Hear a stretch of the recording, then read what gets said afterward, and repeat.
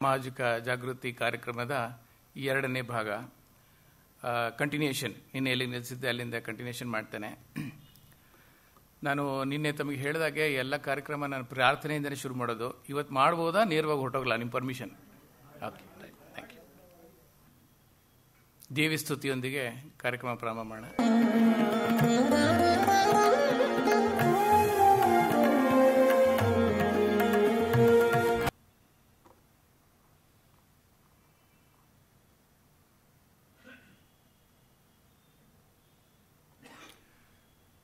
ನಿನ್ನೆವರೆಗೆ ನಾವು importance of wearing seat belt ಬಗ್ಗೆ ತಮಗೆ ಹೇಳಿದ್ದೆ.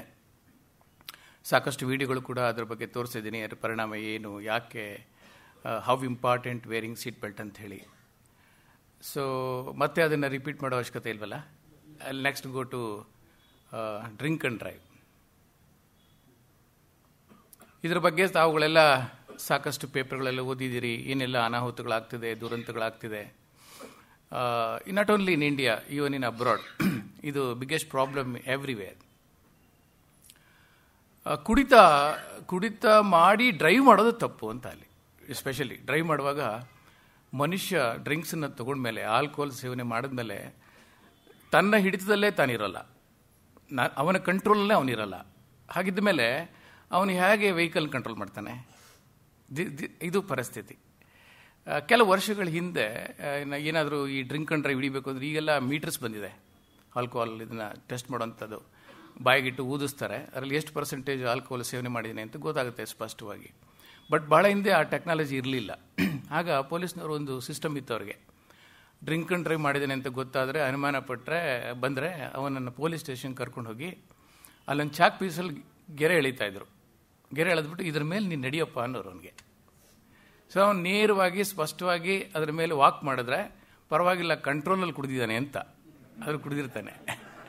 ಒಂದು ವೇಳೆ ಒಂದು ಕಾಲು ಆ ಕಡೆ ಒಂದು ಕಡೆ ಈ ಕಾಲ ಹೋಯ್ತು ಅಂತಂದರೆ ಅವನು ತನ್ನ ಸ್ಥಿಮಿತದಲ್ಲಿಲ್ಲ, ಹಿಡಿತದಲ್ಲಿಲ್ಲ, ಕೈ ಮೀರಿದ್ದಾನೆ. So he has drunk a lot. ಹಾಗಿರ್ಬೇಕಾದ್ರೆ ಈವನ್ ಸ್ಟೇರಿಂಗ್ ಕಂಟ್ರೋಲ್ ಕೂಡ ಅವನಲ್ಲಿ ಇರಲ್ಲ. ಸೊ ಹಾಗಾಗಿ ಇದರಿಂದ ನಡೀಬಾರದ ದುರಂತಗಳು, ಟ್ರಾಜಿಡಿಗಳು ನಡೆದೋಗುತ್ತೆ. ನಿಮಗೆಲ್ಲ ಗೊತ್ತಿದೆ, ಮುಂಬೈನಲ್ಲಿ ಏನಾಯಿತು, ಫುಟ್ಪಾತ್ ಮೇಲೆ ಹತ್ತಿಸಿ ದೊಡ್ಡ ದೊಡ್ಡ ವ್ಯಕ್ತಿಗಳು, ಸಿನಿಮಾ ಆ್ಯಕ್ಟರ್ಗಳು ಎಲ್ಲ ಆಗಿದ್ದ ಕಥೆಗಳು ಎಲ್ಲರಿಗೂ ಗೊತ್ತಿರುತ್ತೆ. So it is A most dangerous situation. ಈಗಂತೂ ನಂಬರ್ ಆಫ್ ವೆಹಿಕಲ್ಸ್ ಹೆಚ್ಚಿರೋದ್ರಿಂದ, ಹೈಟೆಕ್ ವೆಹಿಕಲ್ಸ್ ಇರೋದ್ರಿಂದ, ಆಮೇಲೆ ಜನಸಂಖ್ಯೆ ನಗರ ಭಾಗದಲ್ಲಿ ಹೆಚ್ಚಿಗೆ ಜನಸಂಖ್ಯೆ ದಟ್ಟಣೆ ಹೆಚ್ಚಿದೆ. ನಮ್ಮ ಬೆಂಗಳೂರಲ್ಲಿ ನಾವು ನೋಡದೇ ಇರ್ಬೋದು. ನಾನು ಕಲ್ಕತ್ತಾದಲ್ಲಿ 2 ವರ್ಷ ಕೆಲಸ ಮಾಡಿದೆ. ಅಲ್ಲಿರಬೇಕಾದ್ರೆ ಶಕೇರ್ ಬಜಾರ್ ಅಂತ ಒಂದು ಜಾಗ, ಡೈಮಂಡ್ ಹಾರ್ಬರ್ ರೋಡ್ ಅಂತ ಹೇಳ್ತಾರೆ. ಅದೊಂದು 30-40 ಕಿಲೋಮೀಟರ್ಸ್ ಇರ್ಬೋದೇನೋ ಕಲ್ಕತ್ತಾದಿಂದ. ಆ 2 ಫುಟ್ಪಾತ್ಗಳಲ್ಲಿ ಲಕ್ಷಾಂತರ ಜನ ಮಲಗ್ತಾರೆ. ಅದೇ ಅವರಿಗೆ ಮನೆ. ಮೋಸ್ಟ್ ಆಫ್ ದೆಮ್ ಆರ್ ಬಾಂಗ್ಲಾದೇಶದಿಂದ ವಲಸೆ ಬಂದಂಥವ್ರು ಅಲ್ಲಿ. ಆಮೇಲೆ ಇನ್ನೂ ದುರಂತ ಅಂದರೆ ಪಾಟ್ನಾದಲ್ಲಿ, ಬಿಹಾರ್ನ ಪಾಟ್ನಾದಲ್ಲಿ ಗಾಂಧಿ ಮೈದಾನ ಅಂತಿದೆ, ದೊಡ್ಡ ಮೈದಾನ. ಎಷ್ಟೋ ಲಕ್ಷಾಂತರ ಜನಕ್ಕೆ ಆ ಮೈದಾನವೇ ಮನೆ. ಸಂಜೆ ಬಂದಲ್ಲಿ ಮಲ್ಕೊಳ್ತಾರೆ ಕಾರ್ಮಿಕರು. ಒಂದು ವಿಷಯ ನಾನು ನಿಮ್ಗೆ ಹೇಳಬೇಕು. ಇದು ಹೇಳುವಾಗ ಯಾವುದೋ ಒಂದು ಪ್ರಾಜೆಕ್ಟ್ಗೆ ನಾನು ಅಲ್ಲಿ ಹೋಗಿದ್ದೆ. ಆ ಟೈಮಲ್ಲಿ ಇದ್ದಕ್ಕಿದ್ದಾಗೆ ಸಂಜೆ ಆಗ್ತಿದ್ದಾಗ ಎಲ್ಲ ಸೀಮೆಎಣ್ಣೆ ಬುಡ್ಡಿಗಳು ಶುರುವಾಯಿತು ಮೈದಾನ ಎಲ್ಲಂದ್ರಲ್ಲಿ. ಇನ್ನು ಭಾಳ ವಿಚಿತ್ರವಾಗಿದೆಯಲ್ಲ ಇದು, ಯಾಕೆ ಸೀಮೆಎಣ್ಣೆ? ಯಾಕೆಂದ್ರೆ ಪಕ್ಕದಲ್ಲಿ ಗಂಗಾ ನದಿ ಹರಿಯುತ್ತೆ, ನೀವೆಲ್ಲ ಕೆಲವರು ನೋಡಿರ್ಬೋದು. ಅದು ತಡೆಗೋಡೆ ಕೂಡ ಇದೆ, ಅದು ಫ್ಲಡ್ಸ್ ಬಂದರೆ ನಗರದಲ್ಲಿ ಬರದೇ ಇರಲಿ ಅಂತ. ಅಲ್ಲಿ ಹೋಗಿ ಕೇಳಿದೆ ನಾನು, ಯಾಕೆ ಹೀಗೆ ಸೀಮೆಎಣ್ಣೆ ಬುಡ್ಡಿ ಇಟ್ಕೊಂಡು ಬೆಳಕಲ್ಲಿ ಕೂತಿದ್ದೀರಿ ಅಂತ. ಒಬ್ಬ ವ್ಯಕ್ತಿ ಇರ್ತಾನೆ, ಗೋಣಿಚೀಲ ಇರುತ್ತೆ, ಅದರೊಳಗಡೆ ಸ್ವಲ್ಪ ಹೊಗೆ ಸೊಪ್ಪು ಸುಮ್ಮನೆ ಇಟ್ಕೊಂಡಿರ್ತಾನೆ, ಸೀಮೆಎಣ್ಣೆ ಬೆಳಕು ಉಸ್ಕರ ಇಟ್ಕೊಂಡಿರ್ತಾನೆ. ಸೊ ಜನ ಬರ್ತಾರೆ, ₹1 ₹2 ಕೊಡ್ತಾರೆ. ಆ ಸ್ವಲ್ಪ ಹೊಗೆ ಸೊಪ್ಪನ್ನು ಕಟ್ ಮಾಡಿ ಇದರಲ್ಲಿ ಸುಣ್ಣದಲ್ಲಿ ಬೆರೆಸಿ ಅದನ್ನು ಒಂದು ಮಿಕ್ಸ್ ಮಾಡಿ ಅವ್ನು ಕೊಡ್ತಾನೆ. ತೊಗೊಂಡು ದವಡೆಗೆ ಇಟ್ಕೊಂಡ್ಬಿಡ್ತಾರೆ, ಮಲಗಿಬಿಡ್ತಾರೆ. ಯಾಕೆಂದರೆ ಆ ಮತ್ತೆ ಏರದೆ ಹೋದರೆ ಅವ್ರಿಗೆ ನಿದ್ದೆ ಬರಲ್ಲ. ಎಲ್ಲ ಕಾರ್ಮಿಕರು ಕಿತ್ತು ತಿನ್ನೋ ಸೊಳ್ಳೆಗಳು ಅಲ್ಲಿ. ಸೊ ಹೀಗೆ ಅವ್ರನ್ನ ಇಂಟಾಕ್ಸಿಕೇಷನ್ ಮಾಡಿಕೊಂಡು ಹಾವು ಕಚ್ಚಿದ್ರೂ ಗೊತ್ತಾಗಲ್ಲ, ಆ ರೀತಿ ಮಲಗ್ತಾರವ್ರು. ಈ ಕಲ್ಕತ್ತಾ ಅಂತ ದಟ್ಟಣೆ ಇರ್ತಕ್ಕಂಥ ಸಿಟಿಗಳಲ್ಲಿ ಏನಾದರೂ ವೆಹಿಕಲ್ ಒಂದು ಚೂರು ಹೆಚ್ಚು ಕಮ್ಮಿ ಫುಟ್ಪಾತ್ ಮೇಲೆ ಹೋಯ್ತು ಅಂತಂದರೆ ಒಂದು 10-20 ಜನ ಸ್ಪಾಟಲ್ಲಿ ಹೋಗ್ಬಿಡ್ತಾರೆ. That worst it is scenario. ಬಾಂಬೆಲ್ಲಿ ಆಗಿದ್ದು ಅದೇನೆ ಕೆಲವೆಲ್ಲ. ಸೊ ಹಾಗಾಗಿ ಡ್ರಿಂಕ್ ಆ್ಯಂಡ್ ಡ್ರೈವಿಂದ ತುಂಬ ಜನ ಅಪಘಾತಗಳು, ದುರಂತಗಳು ನಡೀತಾ ಇರೋದ್ರಿಂದ ಸುಪ್ರೀಂ ಕೋರ್ಟು ಕೂಡ ಅದ್ರ ಬಗ್ಗೆ ತುಂಬ ಸೀರಿಯಸ್ ಆಗಿ ಆ್ಯಕ್ಷನ್ ತೊಗೊಂಡಿದೆ. ಲೇಟೆಸ್ಟ್ ಅಮೆಂಡ್ಮೆಂಟು 10,000 20,000ವರೆಗೂ ಅವರಿಗೆ ಪೆನಾಲ್ಟಿ ಪ್ಲಸ್ 2 ವರ್ಷ ಜೈಲು ಅಂಥೇಳಿ ಅನೌನ್ಸ್ ಮಾಡಿದ್ದಾರೆ. ಈಗಾಗಲೇ ಅಮೆಂಡ್ಮೆಂಟ್ ಆಗಿದೆ, ಇದು ಇನ್ನೂ ರಿಲೀಸ್ ಆಗಿಲ್ಲ. ಲೋಕಸಭೆಯಲ್ಲಿ ಆಗಿದೆ, ರಾಜ್ಯಸಭೆಯಲ್ಲಿ ಆಗಬೇಕು ಅಂತ ಪೆಂಡಿಂಗ್ ಇದೆ ಅಂತ ನಾನು ಅಂದ್ಕೊಂಡಿದ್ದೀನಿ. ಓಕೆ, ನಾನು ಇನ್ನೂ ನೋಡಿಲ್ಲ, ರಿಪೋರ್ಟ್ ನೋಡಿಲ್ಲ. But latest RTO rules and regulations ಅಂತೂ ಜಾರಿ ಆಗಿರೋದಂತೂ ಸತ್ಯ. ಸೊ ಈಗ ಡ್ರಿಂಕ್ಸ್ ಮಾಡಿದ್ರೆ ಏನೇನಾಗುತ್ತೆ ಅಂತ. Brain slow response time, mind ಶಾರ್ಪಾಗಿ ಅಬ್ಸರ್ವ್ ಮಾಡೋಕ್ಕಾಗಲ್ಲ. ಕಣ್ಣು ನೋಡ್ತಾ ಇರುತ್ತೆ, ಬಟ್ ವಿ ಕೆನಾಟ್, ಬ್ಲರ್ ಆಗಿರುತ್ತೆ, ಏನು ಮುಂದೇನಿದೆ ಅಂತ ಕಾಣಲ್ಲ. ಐಸ್ ವಿಷನ್ ಬ್ಲರ್ ಆಗುತ್ತೆ ಮುಂದ್ಗಡೆ. ಸ್ಪೀಚ್ ಡಿಸ್ಟಾರ್ಷನ್, ಅವ್ನ ನೆಟ್ಟಿಗೆ ನಿಮ್ಗೆ ಗೊತ್ತಿದೆ, ಡ್ರಿಂಕರ್ಸು ತೂರಾಡ್ತಿರೋನು ಯಾವ ರೀತಿ ಮಾತಾಡ್ತಾನೆ ಅಂತೇಳಿ. ಎಷ್ಟೋ ಸತಿ ಅವೆಲ್ಲ ಜೋಕೆ ಬರುತ್ತೆ, ನಾವು ಟಿವಿಗಳಲ್ಲಿ ನೋಡ್ತಿರ್ತೀವಿ, ಪ್ರಾಕ್ಟಿಕಲಿ ಕೂಡ. Hands and feet, deterioration of muscle control. ಒಂದು ವೇಳೆ ಬ್ರೈನ್ ವರ್ಕ್ ಆಗ್ತಿದೆ, ಈಗ ಕೊಲಿಷನ್ ಆಗುತ್ತೆ, ಹೆಡ್ ಆನ್ ಕೊಲಿಷನ್ ಆಗುತ್ತೆ, ಎದುರುಗಡೆಯಿಂದ ಒಂದು ಮರಳು ಲಾರಿನೇ ಬರ್ತಾ ಇದೆ, ಹೈವೇನೇ ಅಂತ ಇಟ್ಕೊಳ್ಳಿ, ಮೈಂಡ್ ಹೇಳುತ್ತೆ ಅಲ್ಲಿ ಬರ್ತಿದೆ, ತುಂಬ ರ್ಯಾಶಾಗಿ ಬರ್ತಿದ್ದಾನೆ, ಸ್ಪೀಡಾಗಿ ಬರ್ತಿದ್ದಾನೆ, ಇನ್ನೇನು ಆಕ್ಸಿಡೆಂಟ್ ಆಗುತ್ತೆ ಅಂತ ಹೇಳಿದಾಗ ಕೈ ಎತ್ತಕ್ಕೆ ಹೋಗ್ತಾನೆ ಚಾಲಕ, ಬಿಕಾಸ್ ಸ್ಟೇರಿಂಗ್ ತಿರುಗಿಸ್ಬೇಕು, ಆಗಲ್ಲ, ಅದು ವೀಕ್ ಆಗಿರುತ್ತೆ, ಕೈ ಬಿದ್ದೋಗುತ್ತೆ. Literally cannot do that. ಹಾಗೆಯೇ ಮೈಂಡು ಕೂಡ ಹೇಳ್ಬೋದು ಆ ಸಂದರ್ಭದಲ್ಲಿ, ನಿನಗೆ ತೊಂದರೆ ಇದೆ, ಅಪಾಯ ಇದೆ, ಆಕ್ಸಿಡೆಂಟ್ ಆಗುತ್ತೆ, ಈಗ ಅಪ್ಲೈ ದ ಬ್ರೇಕ್ ಅಂತ. ಕಾಲು ಎತ್ತಕ್ಕೆ ಹೋಗ್ತಾನೆ, ಕಾಲಲ್ಲಿ ಮಸಲ್ ಶಕ್ತಿ ಇರಲ್ಲ, ವೀಕ್ ಆಗಿರುತ್ತೆ. ಸೊ ಈ literally cannot apply brake also.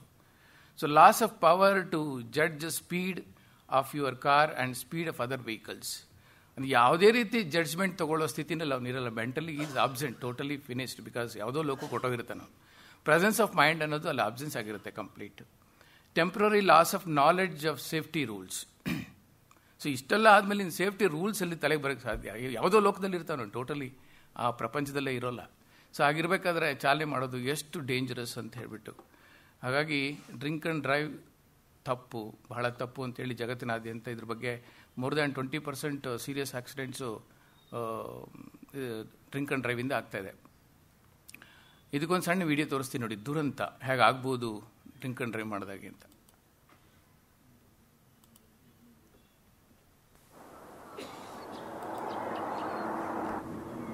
The moment you start to feel drowsy, you have a sir ಇದಲ್ಲ, ಅದು ನೆಕ್ಸ್ಟ್.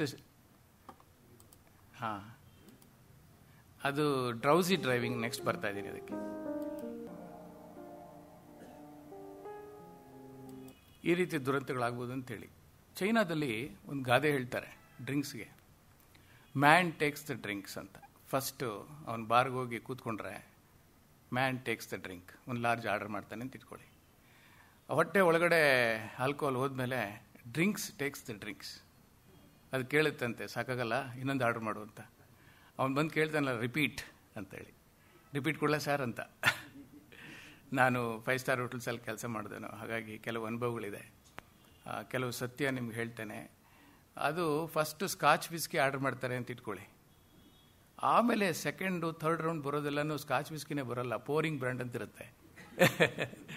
ಸೊ ಹಾಗೆ ಅವ್ನು, ಯಾಕಂದ್ರೆ ಒಳಗಡೆ ಆಲ್ಕೋಹಾಲ್ ಆದಮೇಲೆ ಅವ್ನಿಗೆ ಯಾವ್ದು ಬರ್ತಿಂದ ಆಮೇಲೆ ಗೊತ್ತಾಗಲ್ಲ, whether it is pure scotch or regular scotch ಅಂತ ಹೇಳಿ. ಆಮೇಲೆ ಆ ಗಾದೆ ಏನು ಹೇಳುತ್ತೆ ಅಂದರೆ, 3ನೇ ಸರ್ತಿ drink takes the man, drink takes drink. 3ನೇದಾಗಿ ಡ್ರಿಂಕ್ ಟೇಕ್ಸ್ ದ ಮ್ಯಾನ್ ಅಂತ. ಆಲ್ಕೋಹಾಲ್ಗೆ ಅಡಿಕ್ಷನ್ ಆಗಿಬಿಡ್ತಾನೆ ಮನುಷ್ಯ, ಅದಿಲ್ಲದೆ ಬದುಕೋಕ್ಕೆ ಆಗಲ್ಲ. ಸೊ ಅವಾಗ ಈ ಥರದ್ದು ದುರಂತಗಳು ನಡೆದೋಗುತ್ತೆ. So anything addiction is bad ಅದರಲ್ಲಿ. ಬಟ್ ಇದು ಆಲ್ಕೋಹಾಲ್ ಅಂತ ಬಂದಾಗ ನನ್ನ ಅನುಭವದ ಕೆಲವು ವಿಚಾರಗಳು ನಿಮ್ಗೆ ಹೇಳಲಿಕ್ಕೆ ಇಷ್ಟಪಡ್ತೇನೆ. Because I worked in hotel industry. ನಾನು ಒಂದಷ್ಟು ಬುಕ್ಸ್ ಓದಿದ್ದೀನಿ. Every drink is manufactured out of some food products only.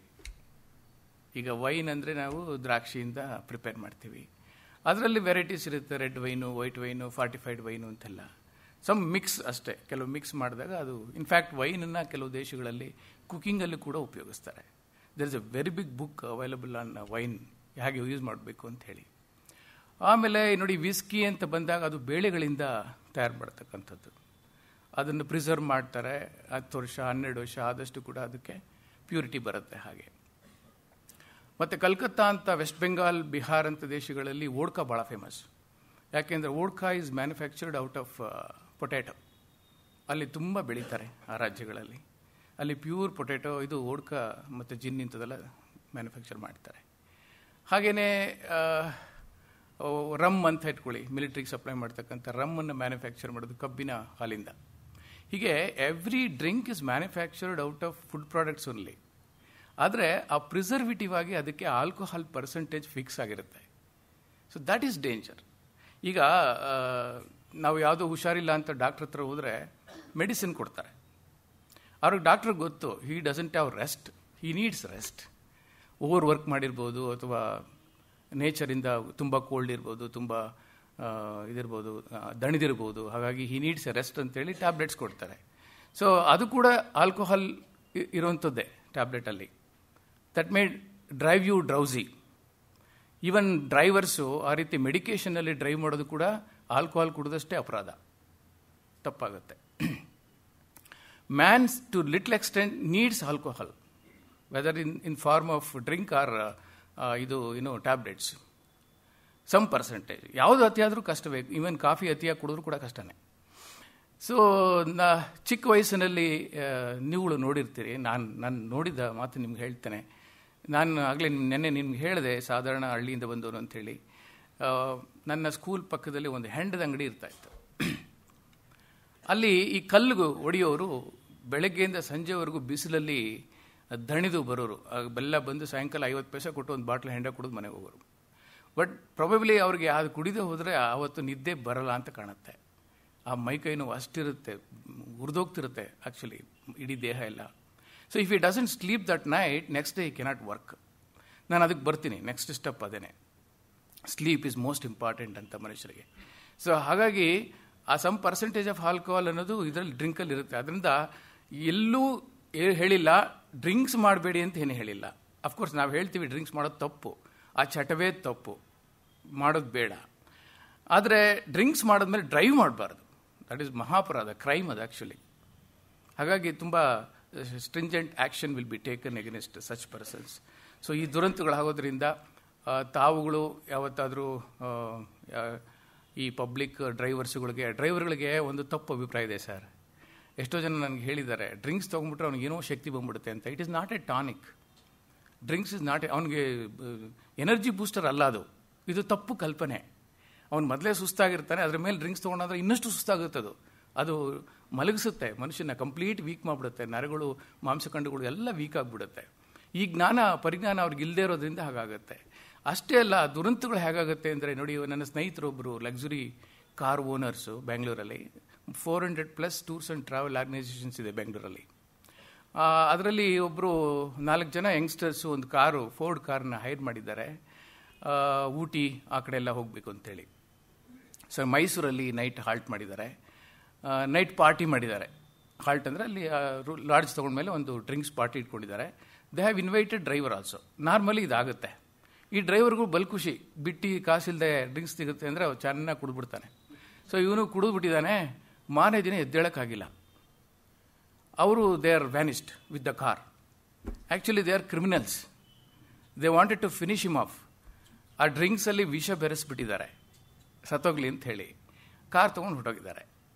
But ಲಕ್ಕಿಲಿ ಅವನು ಸತ್ತಿಲ್ಲ, ಅನ್ಕಾನ್ಷಿಯಸ್ ಆಗಿದ್ದ. ಸೊ ಹೋಟೆಲ್ ಸ್ಟಾಫು ಅದನ್ನು ನೋಟಿಸ್ ಮಾಡಿದ್ರು. ಇಮಿಡಿಯೇಟಾಗಿ ಮೆಡಿಕೇರ್ ಸಿಕ್ತು ಅವನಿಗೆ. ಆಮೇಲೆ ಕೇಸ್ ರಿಜಿಸ್ಟರ್ ಆಯಿತು.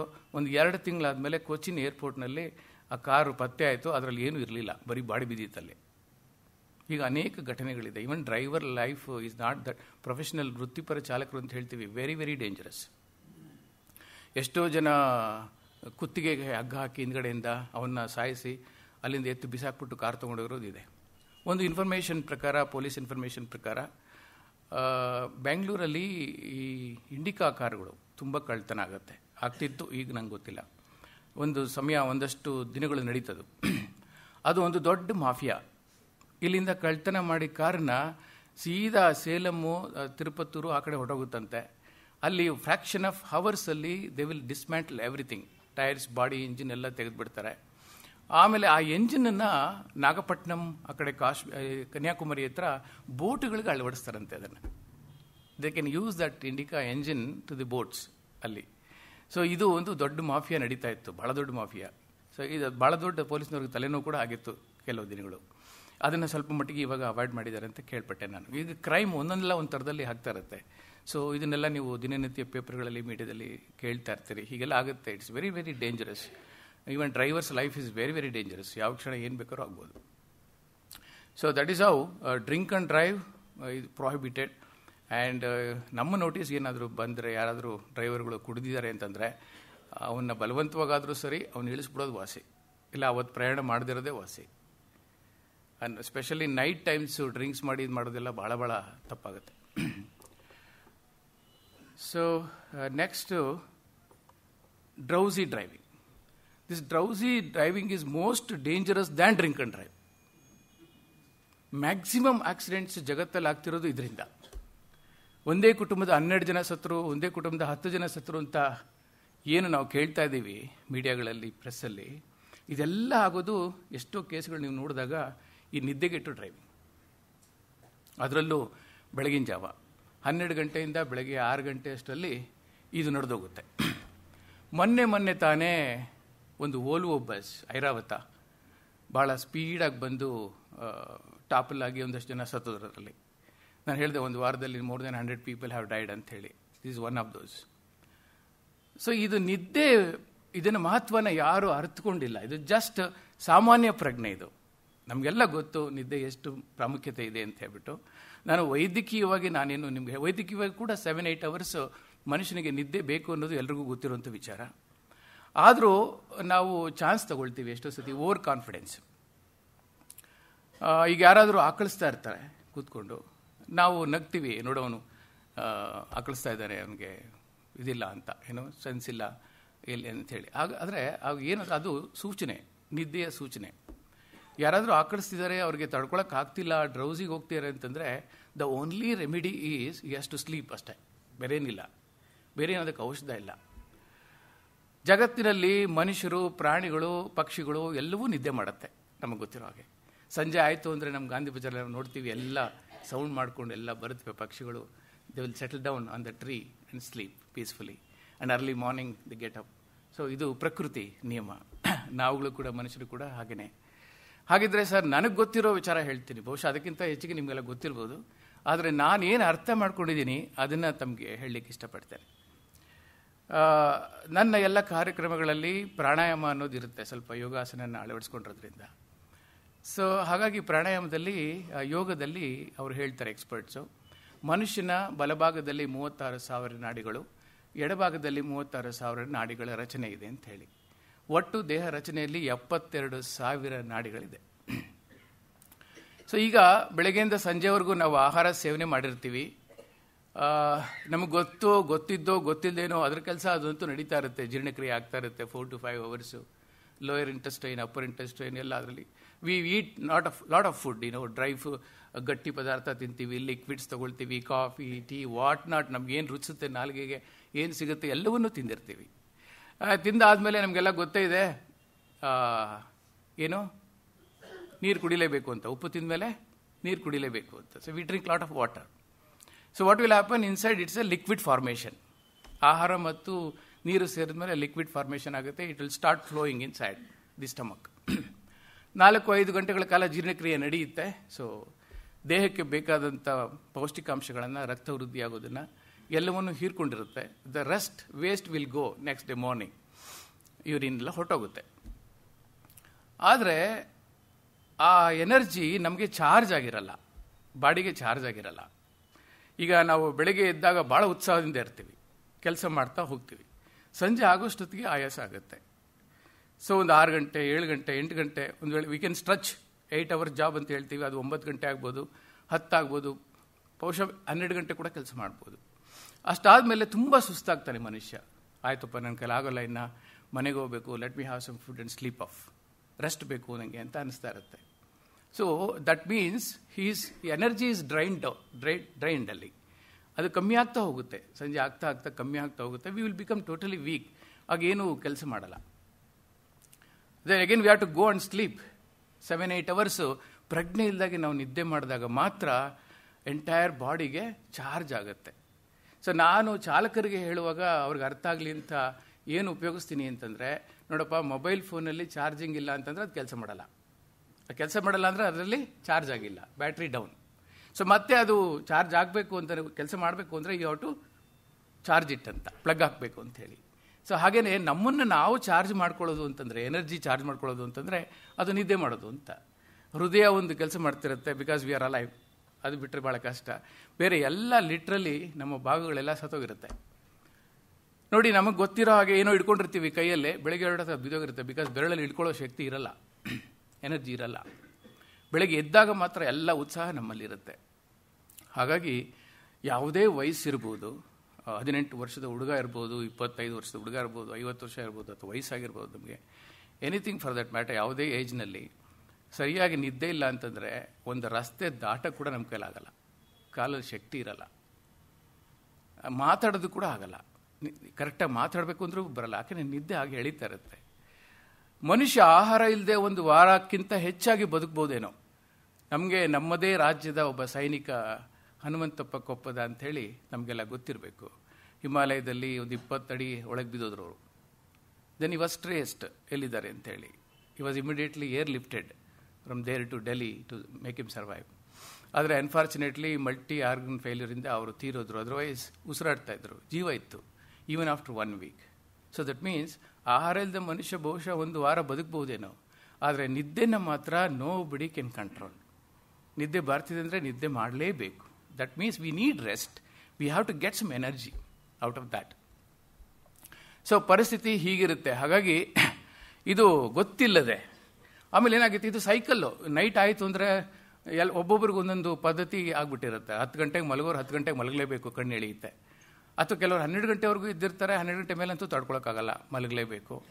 ಒಂದು ವೇಳೆ ಓವರ್ ನೈಟ್ ನಿದ್ದೆ ಮಾಡಿದರೆ ಮಾರನೇ ದಿನ ನಮಗೆ ಕಂಟ್ರೋಲ್ ಮಾಡೋಕ್ಕಾಗಲ್ಲ. So again we have to sleep, it is required. So ಆಗಿರಬೇಕಾದ್ರೆ ಅಂಥ ಪರಿಸ್ಥಿತಿನಲ್ಲಿ ಚಾಲನೆ ಮಾಡೋದು ಭಾಳ ಭಾಳ ಡೇಂಜರು. ಸೊ ಒಂದು ವರದಿ ಪ್ರಕಾರ, ಒಂದು ರಿಸರ್ಚ್ ಆ್ಯಂಡ್ ಡೆವಲಪ್ಮೆಂಟ್ ರಿಸಲ್ಟ್ಸ್ ಪ್ರಕಾರ, ಈ ಪರಿಸ್ಥಿತಿನಲ್ಲಿ ಮನುಷ್ಯ ಚಾಲನೆ ಮಾಡ್ತಾ ಇದ್ರೆ 0.07 ಸೆಕೆಂಡ್ಸಲ್ಲಿ ಆಕ್ಸಿಡೆಂಟ್ ನಡೆದೋಗುತ್ತೆ. It is not even 1 second. It has been analysed. 0.07, that means ಒಂದು ಕ್ಷಣ ಅಷ್ಟೇ, ಫಿನಿಶ್, ಎವ್ರಿಥಿಂಗ್ ವಿಲ್ ಫಿನಿಶ್. ಈಗ ಫಟಲ್ ಆಕ್ಸಿಡೆಂಟ್ಸ್ ಅಂತ ಏನು ನಾವು ರಸ್ತೆಗಳನ್ನು ನೋಡ್ತಾ ಇದ್ದೀವಿ, ದುರಂತಗಳು, ಕೇಳಬಾರದ ದುರಂತಗಳು ನಡೆದೋಗ್ತಿದೆ, ಇದೆಲ್ಲ ಆಗ್ತಿರೋದು ಈ ನಿದ್ದೆಗೆಟ್ಟು ಚಾಲನೆ ಮಾಡೋದ್ರಿಂದ. ತಮಗೆಲ್ಲ ಗೊತ್ತಿರೋ ಹಾಗೆ VRL ಮತ್ತು ನೋಡಿ ಶರ್ಮಾ ಟ್ರಾನ್ಸ್ಪೋರ್ಟು, ಇಂಟರ್ಸ್ಟೇಟ್, SRS ಇಂಥವರೆಲ್ಲ ಬಸ್ ರೂಟು ಟ್ರಾನ್ಸ್ಪೋರ್ಟೇಷನ್ ಇದೆಯಲ್ಲ, ಬ್ಯಾಂಗ್ಳೂರ್ ಟು ಚೆನ್ನೈ, ಬ್ಯಾಂಗ್ಳೂರ್ ಟು ಹೈದರಾಬಾದ್, ಮುಂಬೈ, ಪುಣೆ ಎಲ್ಲ ಹೋಗುತ್ತಲ್ಲ ಓವರ್ ನೈಟು, ಎಲ್ಲ ಬಸ್ಸುಗಳಲ್ಲಿ ಇಬ್ಬರಿಬ್ಬರು ಡ್ರೈವರ್ಸ್ ಇರ್ತಾರೆ. ದಟ್ ಮೀನ್ಸ್ ಒಬ್ಬರಿಗೆ ನಿದ್ದೆ ಬರ್ತಿದೆ ಅಂದರೆ ಹಿ ವಿಲ್ ಸ್ಲೀಪ್ ಆಫ್ ಅಲ್ಲೇ ಕ್ಯಾಬಿನಲ್ಲಿ, ಇನ್ನೊಬ್ಬ ಟೇಕ್ ಓವರ್ ಮಾಡಬೇಕು ಅಂತ ಹೇಳಿ. ಇಷ್ಟಾಗಿ ಕೆಲವೊಮ್ಮೆ ದುರಂತಗಳು ನಡೀತಾ ಇದ್ರೆ ಅವರಿಬ್ಬರಿಗೂ ನಿದ್ದೆ ಇರಲ್ಲ ಅಂತಲೇ ಅರ್ಥ. ನೈಟು ವೆರಿ ವೆರಿ ಡೇಂಜರಸ್ ಅದು ಆ ಸಮಯ. ಅದರಲ್ಲೂ ವಿ ಅವರ್ಸ್ ಅಂತ ನಾವೇನು ಹೇಳ್ತೀವಿ, ಬೆಳಗಿನ ಜಾವ ತುಂಬ ಅಪಾಯಕಾರಿ ಒಂದು ಇದು. ಅಂಥ ಟೈಮಲ್ಲಿ, ಅಂಥ ಸ್ಥಿತಿನಲ್ಲಿ ಚಾಲನೆ ಮಾಡ್ತಿದ್ದಾನೆ ವ್ಯಕ್ತಿ ಅಂತಂದರೆ ದುರಂತಕ್ಕೆ ಆಹ್ವಾನ ಕೊಟ್ಟಾಗೆ. ಖಂಡಿತ ಅದು ನಡೆದೋಗುತ್ತೆ, ನಡೀಬಾರದು ದುರಂತಗಳು ನಡೆದೋಗುತ್ತೆ. ಸೊ ಇದ್ರ ಬಗ್ಗೆ ಸಾಮಾನ್ಯ ಜನಕ್ಕೆ ಎಲ್ಲರಿಗೂ ಅರಿವು ಮೂಡಬೇಕು ಅಂಥೇಳಿ ನಾನು ಬಯಸ್ತೇನೆ. ಯಾಕೆಂದರೆ ಎಲ್ಲರಿಗೂ ಗೊತ್ತಿದ್ರೆ, suppose if you feel that a driver is feeling drowsy, so will have to tell him please take rest ಅಂತೇಳಿ. ಇಲ್ಲಿ ಒಂದು ನಿಮಗೆ ಇನ್ಸಿಡೆಂಟ್ ಹೇಳಲಿಕ್ಕೆ ಇಷ್ಟಪಡ್ತೇನೆ.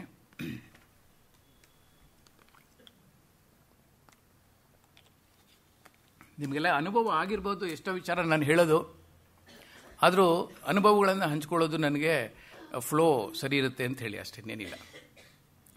ನನ್ನ ಸ್ನೇಹಿತರೊಬ್ಬರು ಚೈನಾದಿಂದ ಬ್ಯಾಂಗ್ಳೂರು ಏರ್ಪೋರ್ಟಲ್ಲಿ ಅವರು ಹೇಳಿದ್ದು ನಾನು ನಿಮ್ಗೆ ಹೇಳ್ತಾ ಇದ್ದೀನಿ. ಲ್ಯಾಂಡ್ ಆದರು, ಅಲ್ಲಿಂದ ಮನೆಗೆ ಬರಬೇಕು, ರಾಜರಾಜೇಶ್ವರಿ ನಗರದಲ್ಲಿ ಮನೆ. She hired A Ola cab. ಒಂದು ಸ್ವಲ್ಪ ದೂರ ಬರ್ತಿರ್ಬೇಕಾದ್ರೆ ಡ್ರೈವರು ರಿಕ್ವೆಸ್ಟ್ ಮಾಡಿದಂತೆ ಅವ್ರನ್ನ, ಸರ್ ನನ್ನನ್ನು ಸ್ವಲ್ಪ ಮಾತಾಡಿಸ್ತಾ ಇರಿ ನೀವು ಅಂತೇಳಿ.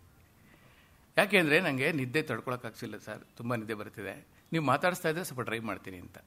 ಸೊ ಸಡನ್ಲಿ ಹಿ ರಿಯಲೈಸ್ಡ್, ಅವರು he is A director of A software company facilities, so he knows the status of the driver. ಅವ್ರೇನು ಹೇಳ್ತಾಳು, ನಿನಗೆ ತುಂಬ ನಿದ್ದೆ ಬರ್ತಿದೆ ಅಂತ ಕಾಣುತ್ತೆ, ವೆರಿ ಡೇಂಜರಸ್ ಸಿಚುವೇಶನ್ ಅದರಲ್ಲಿ ಡ್ರೈವ್ ಮಾಡೋದು, ಒಂದು ಕಡೆ ನಿಲ್ಲಿಸ್ಬಿಟ್ಟು ಸೇಫ್ ಜಾಗದಲ್ಲಿ ಸ್ವಲ್ಪ ನಿದ್ದೆ ಹೋಗ್ಬಿಡು ನೀನು, ಸ್ಟೇರಿಂಗ್ ಮೇಲೆ ಹಾಗೆ ನಿದ್ದೆ ಹೋಗು, ನಾನು I will have some tea and come in the bakery ಅಂತ. ಒಂದು ಅರ್ಧ ಗಂಟೆ ರೆಸ್ಟ್ ಕೊಟ್ಟಿದ್ದಾರೆ. ಅರ್ಧ ಗಂಟೆ ರೆಸ್ಟ್ ಕೊಟ್ಟ ಮೇಲೆ ಆ ಟೈಮಲ್ಲಿ ಪವರ್ ನ್ಯಾಪ್ ಅಂತ ಆಗುತ್ತೆ. ತುಂಬ ವೀಕ್ ಆಗಿದ್ದಾಗ, ತುಂಬ ತಡ್ಕೊಳಕ್ಕೆ ಆಗದೆ ಇರೋಂಥ ಸ್ಥಿತಿನಲ್ಲಿ ಹಾಗೆ ಎಲ್ಲಿದ್ದೀವೋ ಅಲ್ಲಿ ಸೇಫ್ ಜಾಗದಲ್ಲಿ ನಿದ್ದೆ ಮಾಡಿಬಿಟ್ರೆ it's called power nap. At least ಒಂದು 15 ಮಿನಿಟ್ಸ್ ಮಾಡಿದಾಗ ಮೈ ಮೇಲೆ ಪ್ರಜ್ಞೆ ಇಲ್ದಾಗೆ ನಿದ್ದೆ ಬರುತ್ತೆ. ಅವಾಗ ಸಾಕಷ್ಟು ಎನರ್ಜಿ ಚಾರ್ಜ್ ಆಗಿರುತ್ತೆ ದೇಹಕ್ಕೆ, ಒಂದು ಸ್ವಲ್ಪ ಉತ್ಸಾಹ ಮೂಡುತ್ತೆ. ಅದಾದಮೇಲೆ ಸ್ವಲ್ಪ ಮುಖ ತೊಳೆದು ಒಂದು ಸ್ವಲ್ಪ ಕಾಫಿ ಏನಾದರೂ ಕುಡಿದು ಫ್ರೆಶ್ ಅಪ್ ಆಗಿ ಮತ್ತೆ ಒಂದು ಸ್ವಲ್ಪ ದೂರ ಡ್ರೈವ್ ಮಾಡ್ಬೋದು. ಆದರೆ ಅದು ಖಂಡಿತ ಅದು ಪರ್ಮನೆಂಟ್ ಸೊಲ್ಯೂಷನ್ ಅಲ್ಲ. ಒಂದು ಫ್ಯೂ ಅವರ್ಸ್ ಅದು ಹೆಲ್ಪ್ ಮಾಡುತ್ತೆ ಮನುಷ್ಯನಿಗೆ. Again he has to go and take rest. 8 hours 9 hours ಅವ್ನು ಕಂಪ್ಲೀಟ್ ನಿದ್ದೆ ಮಾಡಲೇಬೇಕು. ಒಂದು ವೇಳೆ ಮನುಷ್ಯ ಒಂದು ವಾರ ಪೂರ್ತಿ ಪರಿಸ್ಥಿತಿ ಒತ್ತಡದಿಂದ ತಡ್ಕೊಳಕ್ಕೆ ನಿದ್ದೆ ಇಲ್ಲ ಸರಿಯಾಗಿ ಅಂತಂದರೆ ವೀಕೆಂಡಲ್ಲಾದರೂ ಕೂಡ ಚೆನ್ನಾಗಿ ನಿದ್ದೆ ಮಾಡಬೇಕು. ಇದು ಗೊತ್ತಿಲ್ಲದೆ ಡ್ರೈವರ್ಗಳೇನು ಮಾಡ್ತಾರೆ, ಒಂದೊಂದು ಸತಿ ರೆಸ್ಟ್ ಸಿಕ್ಕಿದಾಗೂ ರೆಸ್ಟ್ ತೊಗೊಳ್ಳಲ್ಲ. ಯಾವುದೋ ಒತ್ತಡಕ್ಕೆ ಸಿನಿಮಾಗೆ ಹೋಗೋದು, ಕಾರ್ಡ್ಸ್ ಆಡೋದು, ಎಲ್ಲೋ ಕೂತ್ಕೊಂಡು ಟೈಮ್ ಸ್ಪೆಂಡ್ ಮಾಡೋದು ಮಾಡಿಬಿಟ್ಟು ಅವ್ರು ಎನಫ್ ರೆಸ್ಟನ್ನು ತೊಗೊಂಡಿರಲ್ಲ. ಮಾರನೇ ದಿನ ಬಂದು ಸ್ಟೇರಿಂಗ್ ಮೇಲೆ ಕೂತಾಗ ಈ ದೂರನ್ನು ತಗೊಂಡು ನಡೆದೋಗುತ್ತೆ. 2001 ಈ ವಿಷಯ ಗೊತ್ತಿಲ್ಲದೆ ಯಾವಾಗ ಇದು ಎಂಪ್ಲಾಯ್ ಟ್ರಾನ್ಸ್ಪೋರ್ಟೇಷನ್ ಬೆಂಗಳೂರಲ್ಲಿ ಸ್ಟಾರ್ಟ್ ಆಯಿತು, ಪ್ರತಿದಿನ ಆಕ್ಸಿಡೆಂಟ್ ಆಗೋದು, ಪ್ರತಿದಿನ. ನನಗಂತೂ ಬೆಳಗಿನ ಜಾವ ಒಂದು ಕಾಲು ಇದ್ದೇ ಇರೋದು. ಏನಂತಂದರೆ ಅವನು ಸರ್ ಡಿವೈಡರ್ ಹೊಡೆದ್ಬಿಟ್ಟಿದ್ದಾನೆ, ಮರಕ್ಕೆ ಹೊಡೆದ್ಬಿಟ್ಟಿದ್ದಾನೆ, and is dead and total loss sir, vehicle complete ಹೋಗ್ಬಿಟ್ಟಿದೆ ಅಂತೆಲ್ಲ ಬರೋದು ವಿಷಯಗಳು.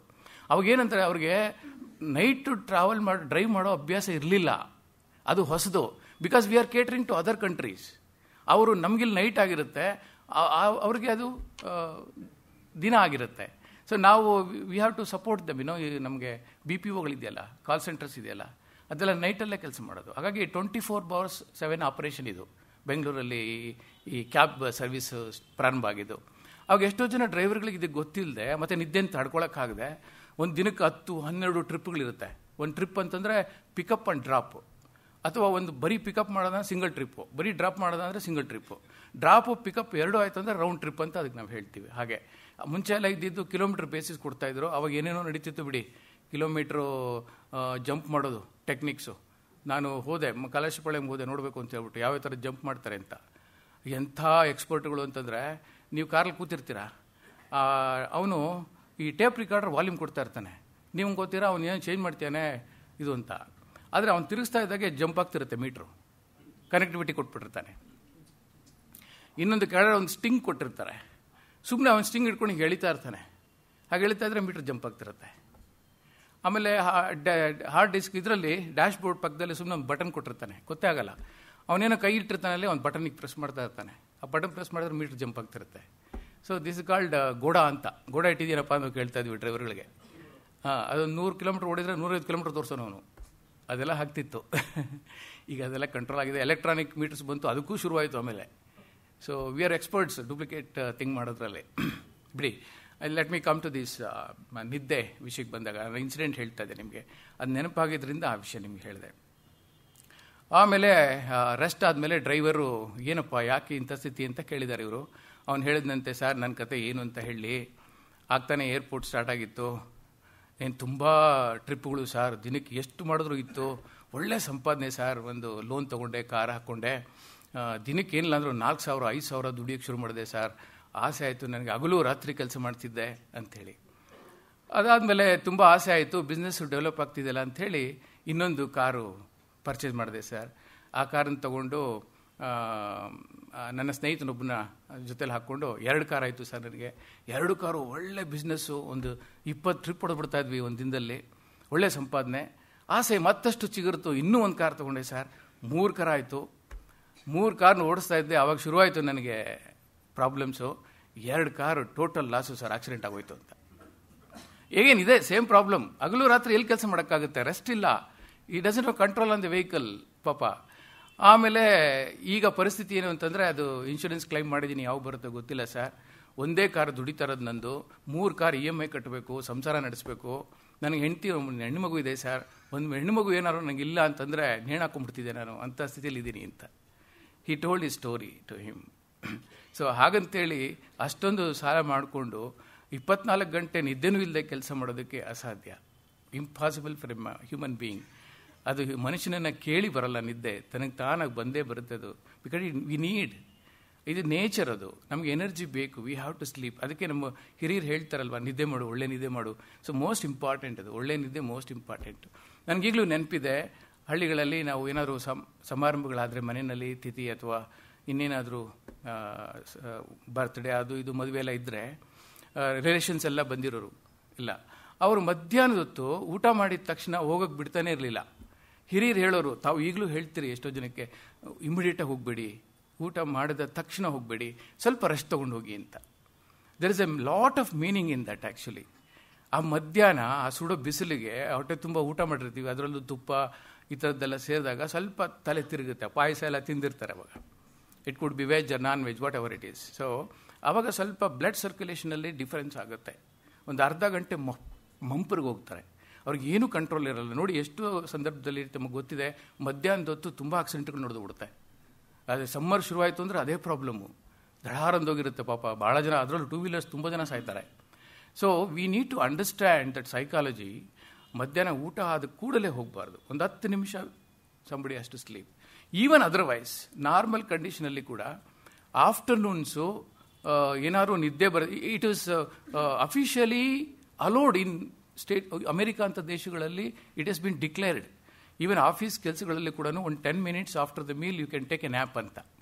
Because if you get that energy, ಆ ಟೈಮಲ್ಲಿ 10 ನಿಮಿಷ 15 ನಿಮಿಷದಲ್ಲಿ ಏನು ಎನರ್ಜಿ ಬರುತ್ತೆ, man will become very active. ಮಧ್ಯಾಹ್ನ ನಿದ್ದೆ ಅದು ತಪ್ಪಲ್ಲ, ಖಂಡಿತ ತಪ್ಪಲ್ಲ. ಅದು ಇಟ್ ರಿಕ್ವೈರ್ಸ್ ಆ್ಯಕ್ಚುಲಿ. ಸೊ ಇದನ್ನು ಅರ್ಥ ಮಾಡಿಕೊಂಡು ಚಾಲಕರು ಅರ್ಥ ಮಾಡ್ಕೊಂಡಿದ್ದೆ ಆದರೆ anybody for the matter, private ಇರ್ಬೋದು. ಇನ್ನೂ ಒಂದು ಇನ್ಸಿಡೆಂಟು ಹೇಳಬೇಕು ಅಂತಂದರೆ, ನಿಮಗೆ ಮಂಗಳೂರಿನ ಒಂದು ಕುಟುಂಬನೇ ಸರ್ವನಾಶ ಆಗೋಯಿತು ಈ ಕಾರಣಕ್ಕೆ. ನನಗೆ ಪರಿಚಯ ಇರುವಂಥ ಒಬ್ಬರು ವೆಂಕಟೇಶ್ವರ ಸಿಲ್ಕ್ಸ್ ಅಂತ ಚಿಕ್ಕಪೇಟೆಯಲ್ಲಿ, ಗಂಡ ಹೆಂಡತಿ, ಒಂದು ಹೆಣ್ಮಗು ಒಂದು ಗಂಡು ಮಗು, ವಂಡರ್ಫುಲ್ ಫ್ಯಾಮಿಲಿ, ಭಾಳ ಚೆನ್ನಾಗಿತ್ತು. But they are devotees of lord Venkateshwara. ವರ್ಷಕ್ಕೆ 4 ಸತಿ ಹೋಗ್ತಿದ್ರು ಅವರು. ಒಂದ್ಸತಿ ಹೋಗಿದ್ದಾರೆ, ಆಂಧ್ರ ತೆಲಂಗಾಣ ಗಲಾಟೆ ನಡೀತಿದೆ. ಓವರ್ ನೈಟು ನಾವು ಇದನ್ನು ಚಿತ್ತೂರು ದಾಟ್ಬೋಣ, ಕರ್ನಾಟಕ ಬಾರ್ಡರ್ ಎಂಟ್ರ್ ಆಗ್ಬಿಟ್ರೆ ನಮಗೇನು ಪ್ರಾಬ್ಲಮ್ ಇಲ್ಲ ಅಂತೇಳಿ ದರ್ಶನ ಮಾಡಿಕೊಂಡು ನೈಟ್ 12 ಗಂಟೆ ಮೇಲೆ ತಿರುಪತಿ ಬಿಟ್ಟಿದ್ದಾರೆ. ಆಲ್ಮೋಸ್ಟ್ ನಿಯರ್ ಚಿತ್ತೂರು ಹೇಳಬೇಕು ಅಂದರೆ ಬೆಳಗಿನ ಜಾವ 1:30-2 ಗಂಟೆ. ಮಗ ಡ್ರೈವ್ ಮಾಡ್ತಿದ್ದಾನೆ, ನಿದ್ದೆ ಕಂಟ್ರೋಲ್ ಮಾಡೋಕ್ಕಾಗಿಲ್ಲ ಅವನಿಗೆ. ಸೊ ಮಂಪರ್ಗೆ ಹೋಗ್ಬಿಟ್ಟಿದ್ದಾನೆ, ಕಂಟ್ರೋಲ್ ತಪ್ಪೋಗಿದೆ ಸ್ಟೇರಿಂಗ್ ಮೇಲೆ, ಸ್ಪೀಡಲ್ಲಿದ್ದಾನೆ, ಮಾರುತಿ ವ್ಯಾನ್ ಬೇರೆ. ಹಿ ವೆಂಟ್ ಆ್ಯಂಡ್ ರ್ಯಾಮ್ಡ್ ಹುಣಸೆ ಮರಕ್ಕೆ ಹೊಡೆದಿದ್ದಾನೆ. ಹೊಡೆದ ತಕ್ಷಣ ಫ್ಯೂಯಲ್ ಇದಕ್ಕೆ ಟ್ಯಾಂಕ್ಗೆ ಬೆಂಕಿ ಎತ್ಕೊಂಡು ಇಡೀ ವ್ಯಾನ್ ಕರಕಲಾಗೋಯ್ತು. 4 ಜನ ಸುಟ್ಟು ಭಸ್ಮ ಆಗೋದ್ರು. ಸೊ ಇದೆಲ್ಲ ಭಾಳಷ್ಟಿದೆ ನಿದ್ದೆಗೆಟ್ಟು ಆಗುವಂಥದ್ದು. ನಿಮಗೆ ನಾನು 100 ಕಥೆಗಳು ಹೇಳ್ಬೋದು ಇವತ್ತು ಹೇಳಬೇಕು, ನೀವೆಲ್ಲ ನೋಡಿರ್ತೀರಿ, ಪೇಪರ್ಲ್ಲಿ ಓದಿರ್ತೀರಿ. ಸೊ ದಿಸ್ ಇಸ್ ಅದು ಏನು ಕಾಮನ್ ಸೆನ್ಸ್ ಏನಿಲ್ಲ, ನಿದ್ದೆ ಬರ್ತಿದೆ, ಯು ಬೆಟರ್ ಸ್ಲೀಪ್, ಅಷ್ಟೇ, ಇನ್ನೇನಿಲ್ಲ, at least that moment. So 15 minutes of power nap can save our life and even others life ಅನ್ನೋದಕ್ಕೆ ಒಂದು ಸಣ್ಣ ವಿಡಿಯೋ ತೋರಿಸ್ತೀನಿ ನೋಡಿ.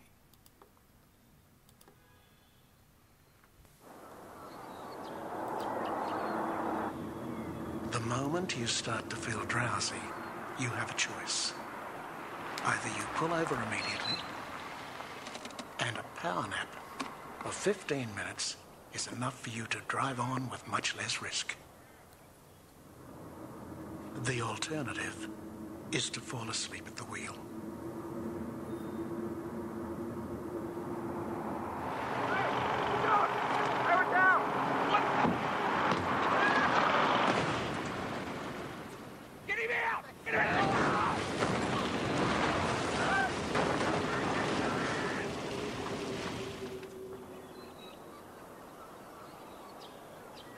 It won't replace a good night's sleep, but a 15-minute power nap could save your life.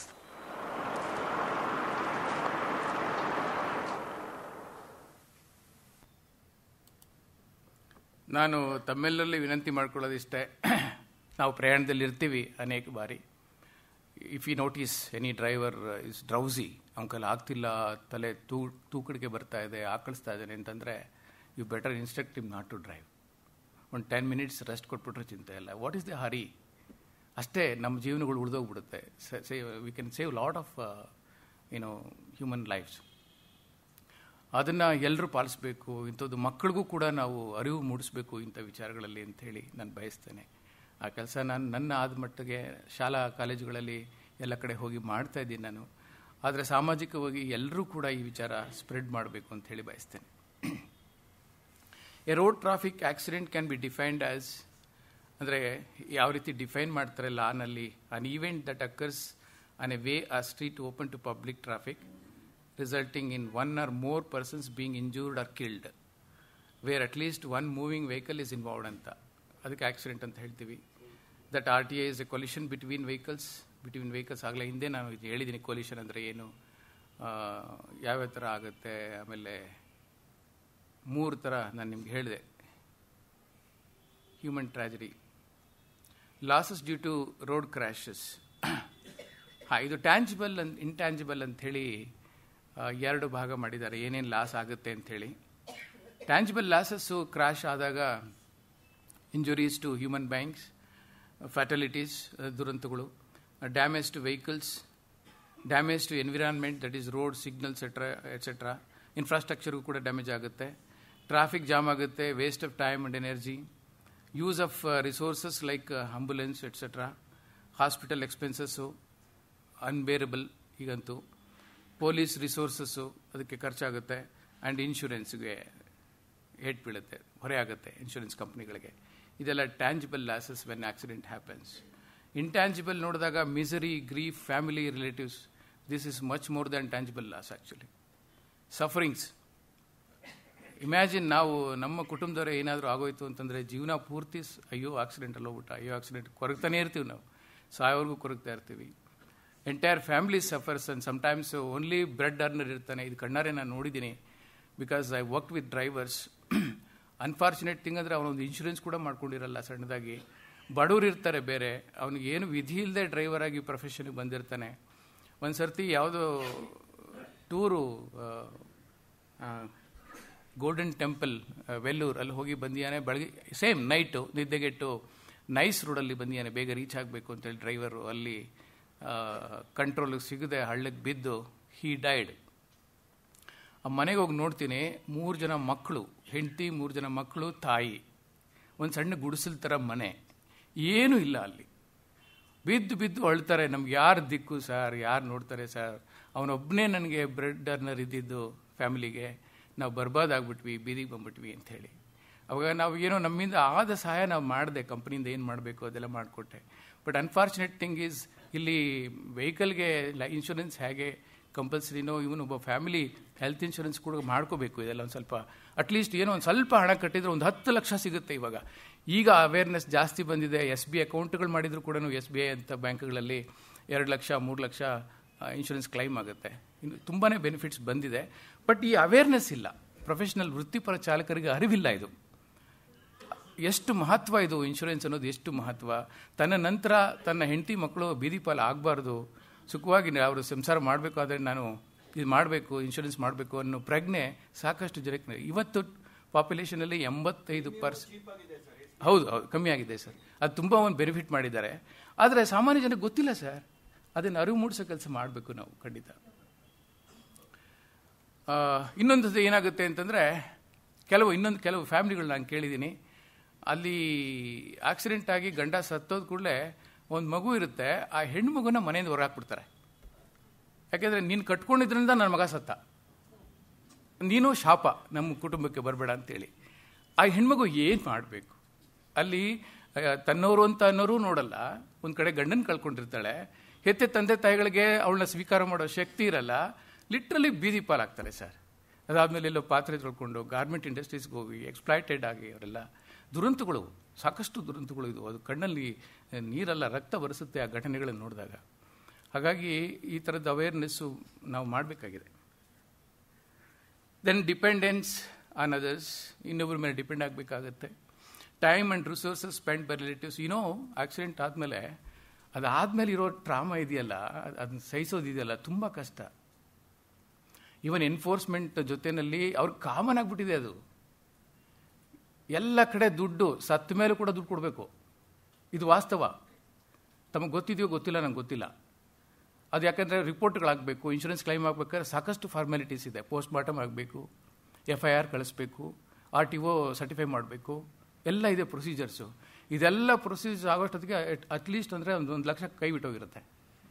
ಅವನ ಹತ್ರ ಏನೂ ಇರಲ್ಲ, ದುರಂತ. ಕೋರ್ಟ್ಗೆ ಏನು ಬೇಕು? ಎವಿಡೆನ್ಸ್ ಬೇಕು, ಏನಾಗಿದೆ ಅಂತ ಹೇಳ್ಬಿಟ್ಟು ಅಷ್ಟೇ, ಬೇರೆ ಇನ್ನೇನೂ ಅಲ್ಲ. ಅದು ಇದ್ದಿದ್ದು ಒಂದು ರೀತಿ ಬಹಳ ಕಷ್ಟಕರ ಪರಿಸ್ಥಿತಿ. Time and resources spend by relatives. ಯಾಕೆಂದರೆ ಒಂದು ಸಾವು ಅಂತಂದರೆ ಎಲ್ಲ ಓಡ್ತೀವಿ ನಾವು, ಎಲ್ಲ ಬಿಟ್ಟು ಓಡ್ತೀವಿ. ಮನುಷ್ಯತ್ವ, ಸೊ ಅದು ಇದೆ, ಇಲ್ಲ ಅಂತಲ್ಲ. ಎಲ್ಲವೂ ಕೆಟ್ಟದೇ ಇದೆ ಅಂತಲ್ಲ, ಸಮಾಜದಲ್ಲಿ ಭಾಳ ಒಳ್ಳೆಯದು ಕೂಡ ಇದೆ, ಸ್ಪಂದಿಸುವಂಥ ಘಟನೆಗಳು ಸಾಕಷ್ಟಿದೆ.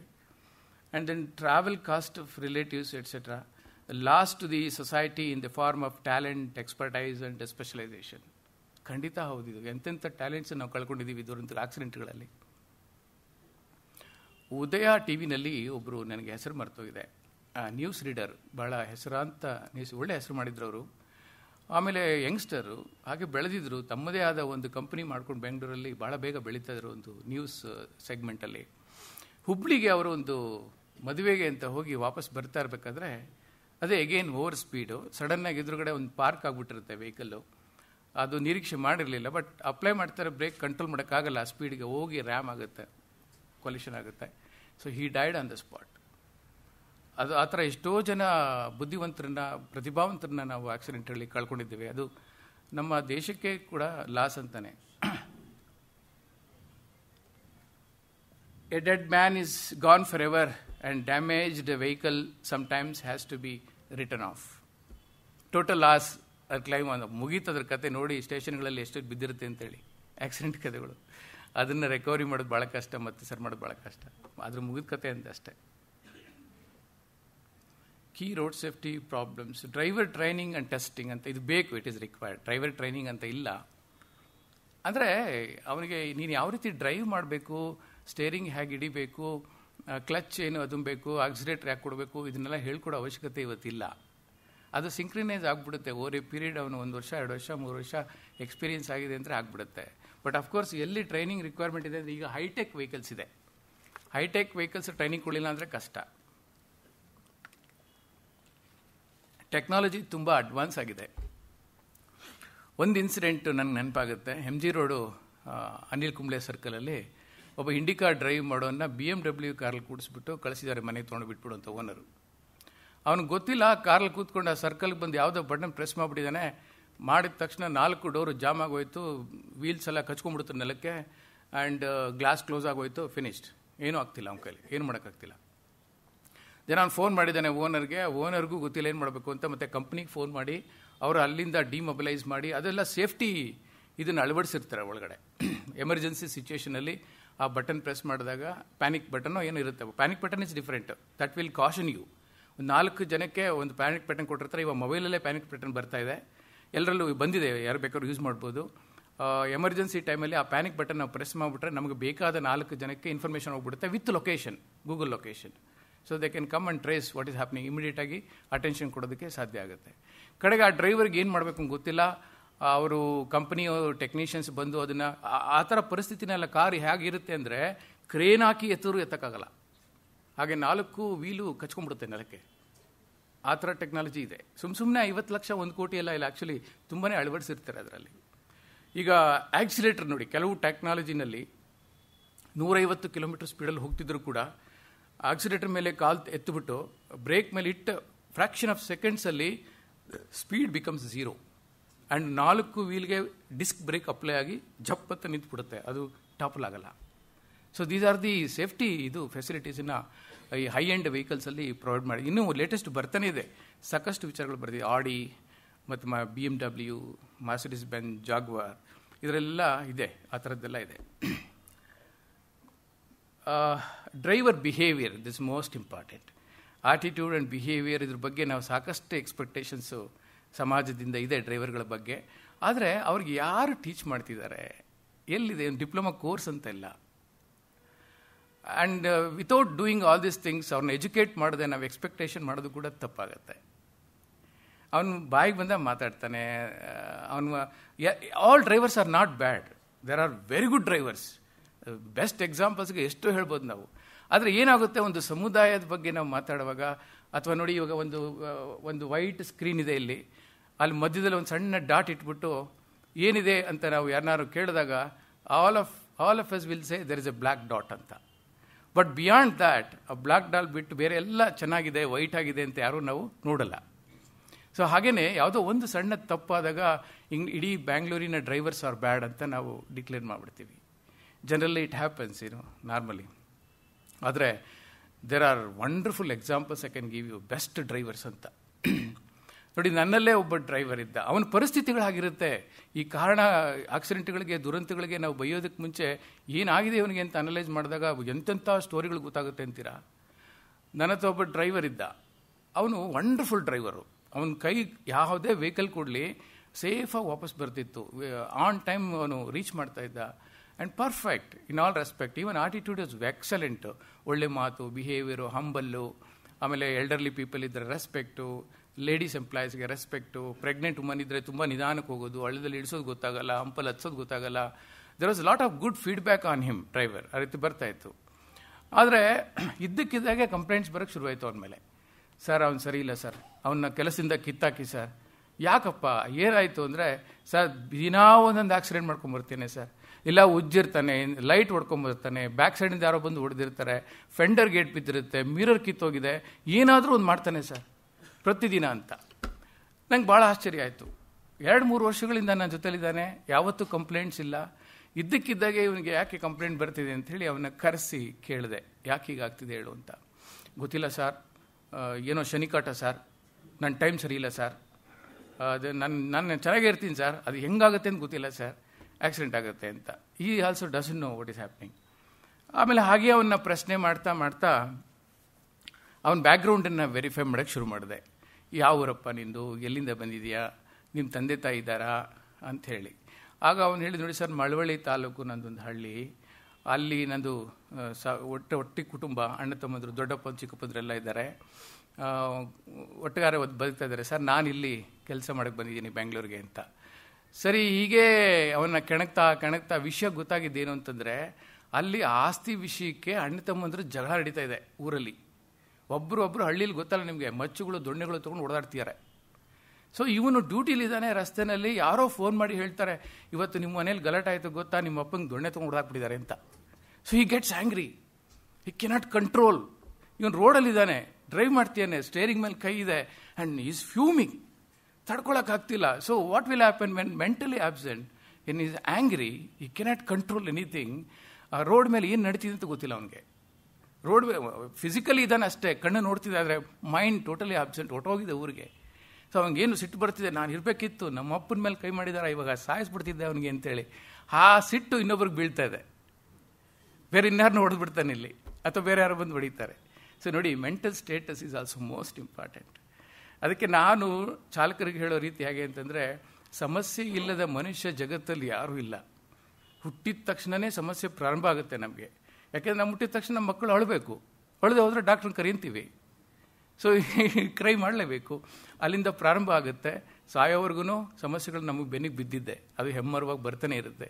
ಒಂದೊಂದನ್ನೇ ಸಮಸ್ಯೆಗಳನ್ನ ಬಿಡಿಸ್ಕೊಂಡು ಬರ್ತಾ ಇರೋದೇ ಜೀವನ ಅಂತ ನಾನು ಅರ್ಥ ಮಾಡ್ಕೊಂಡಿದ್ದೀನಿ.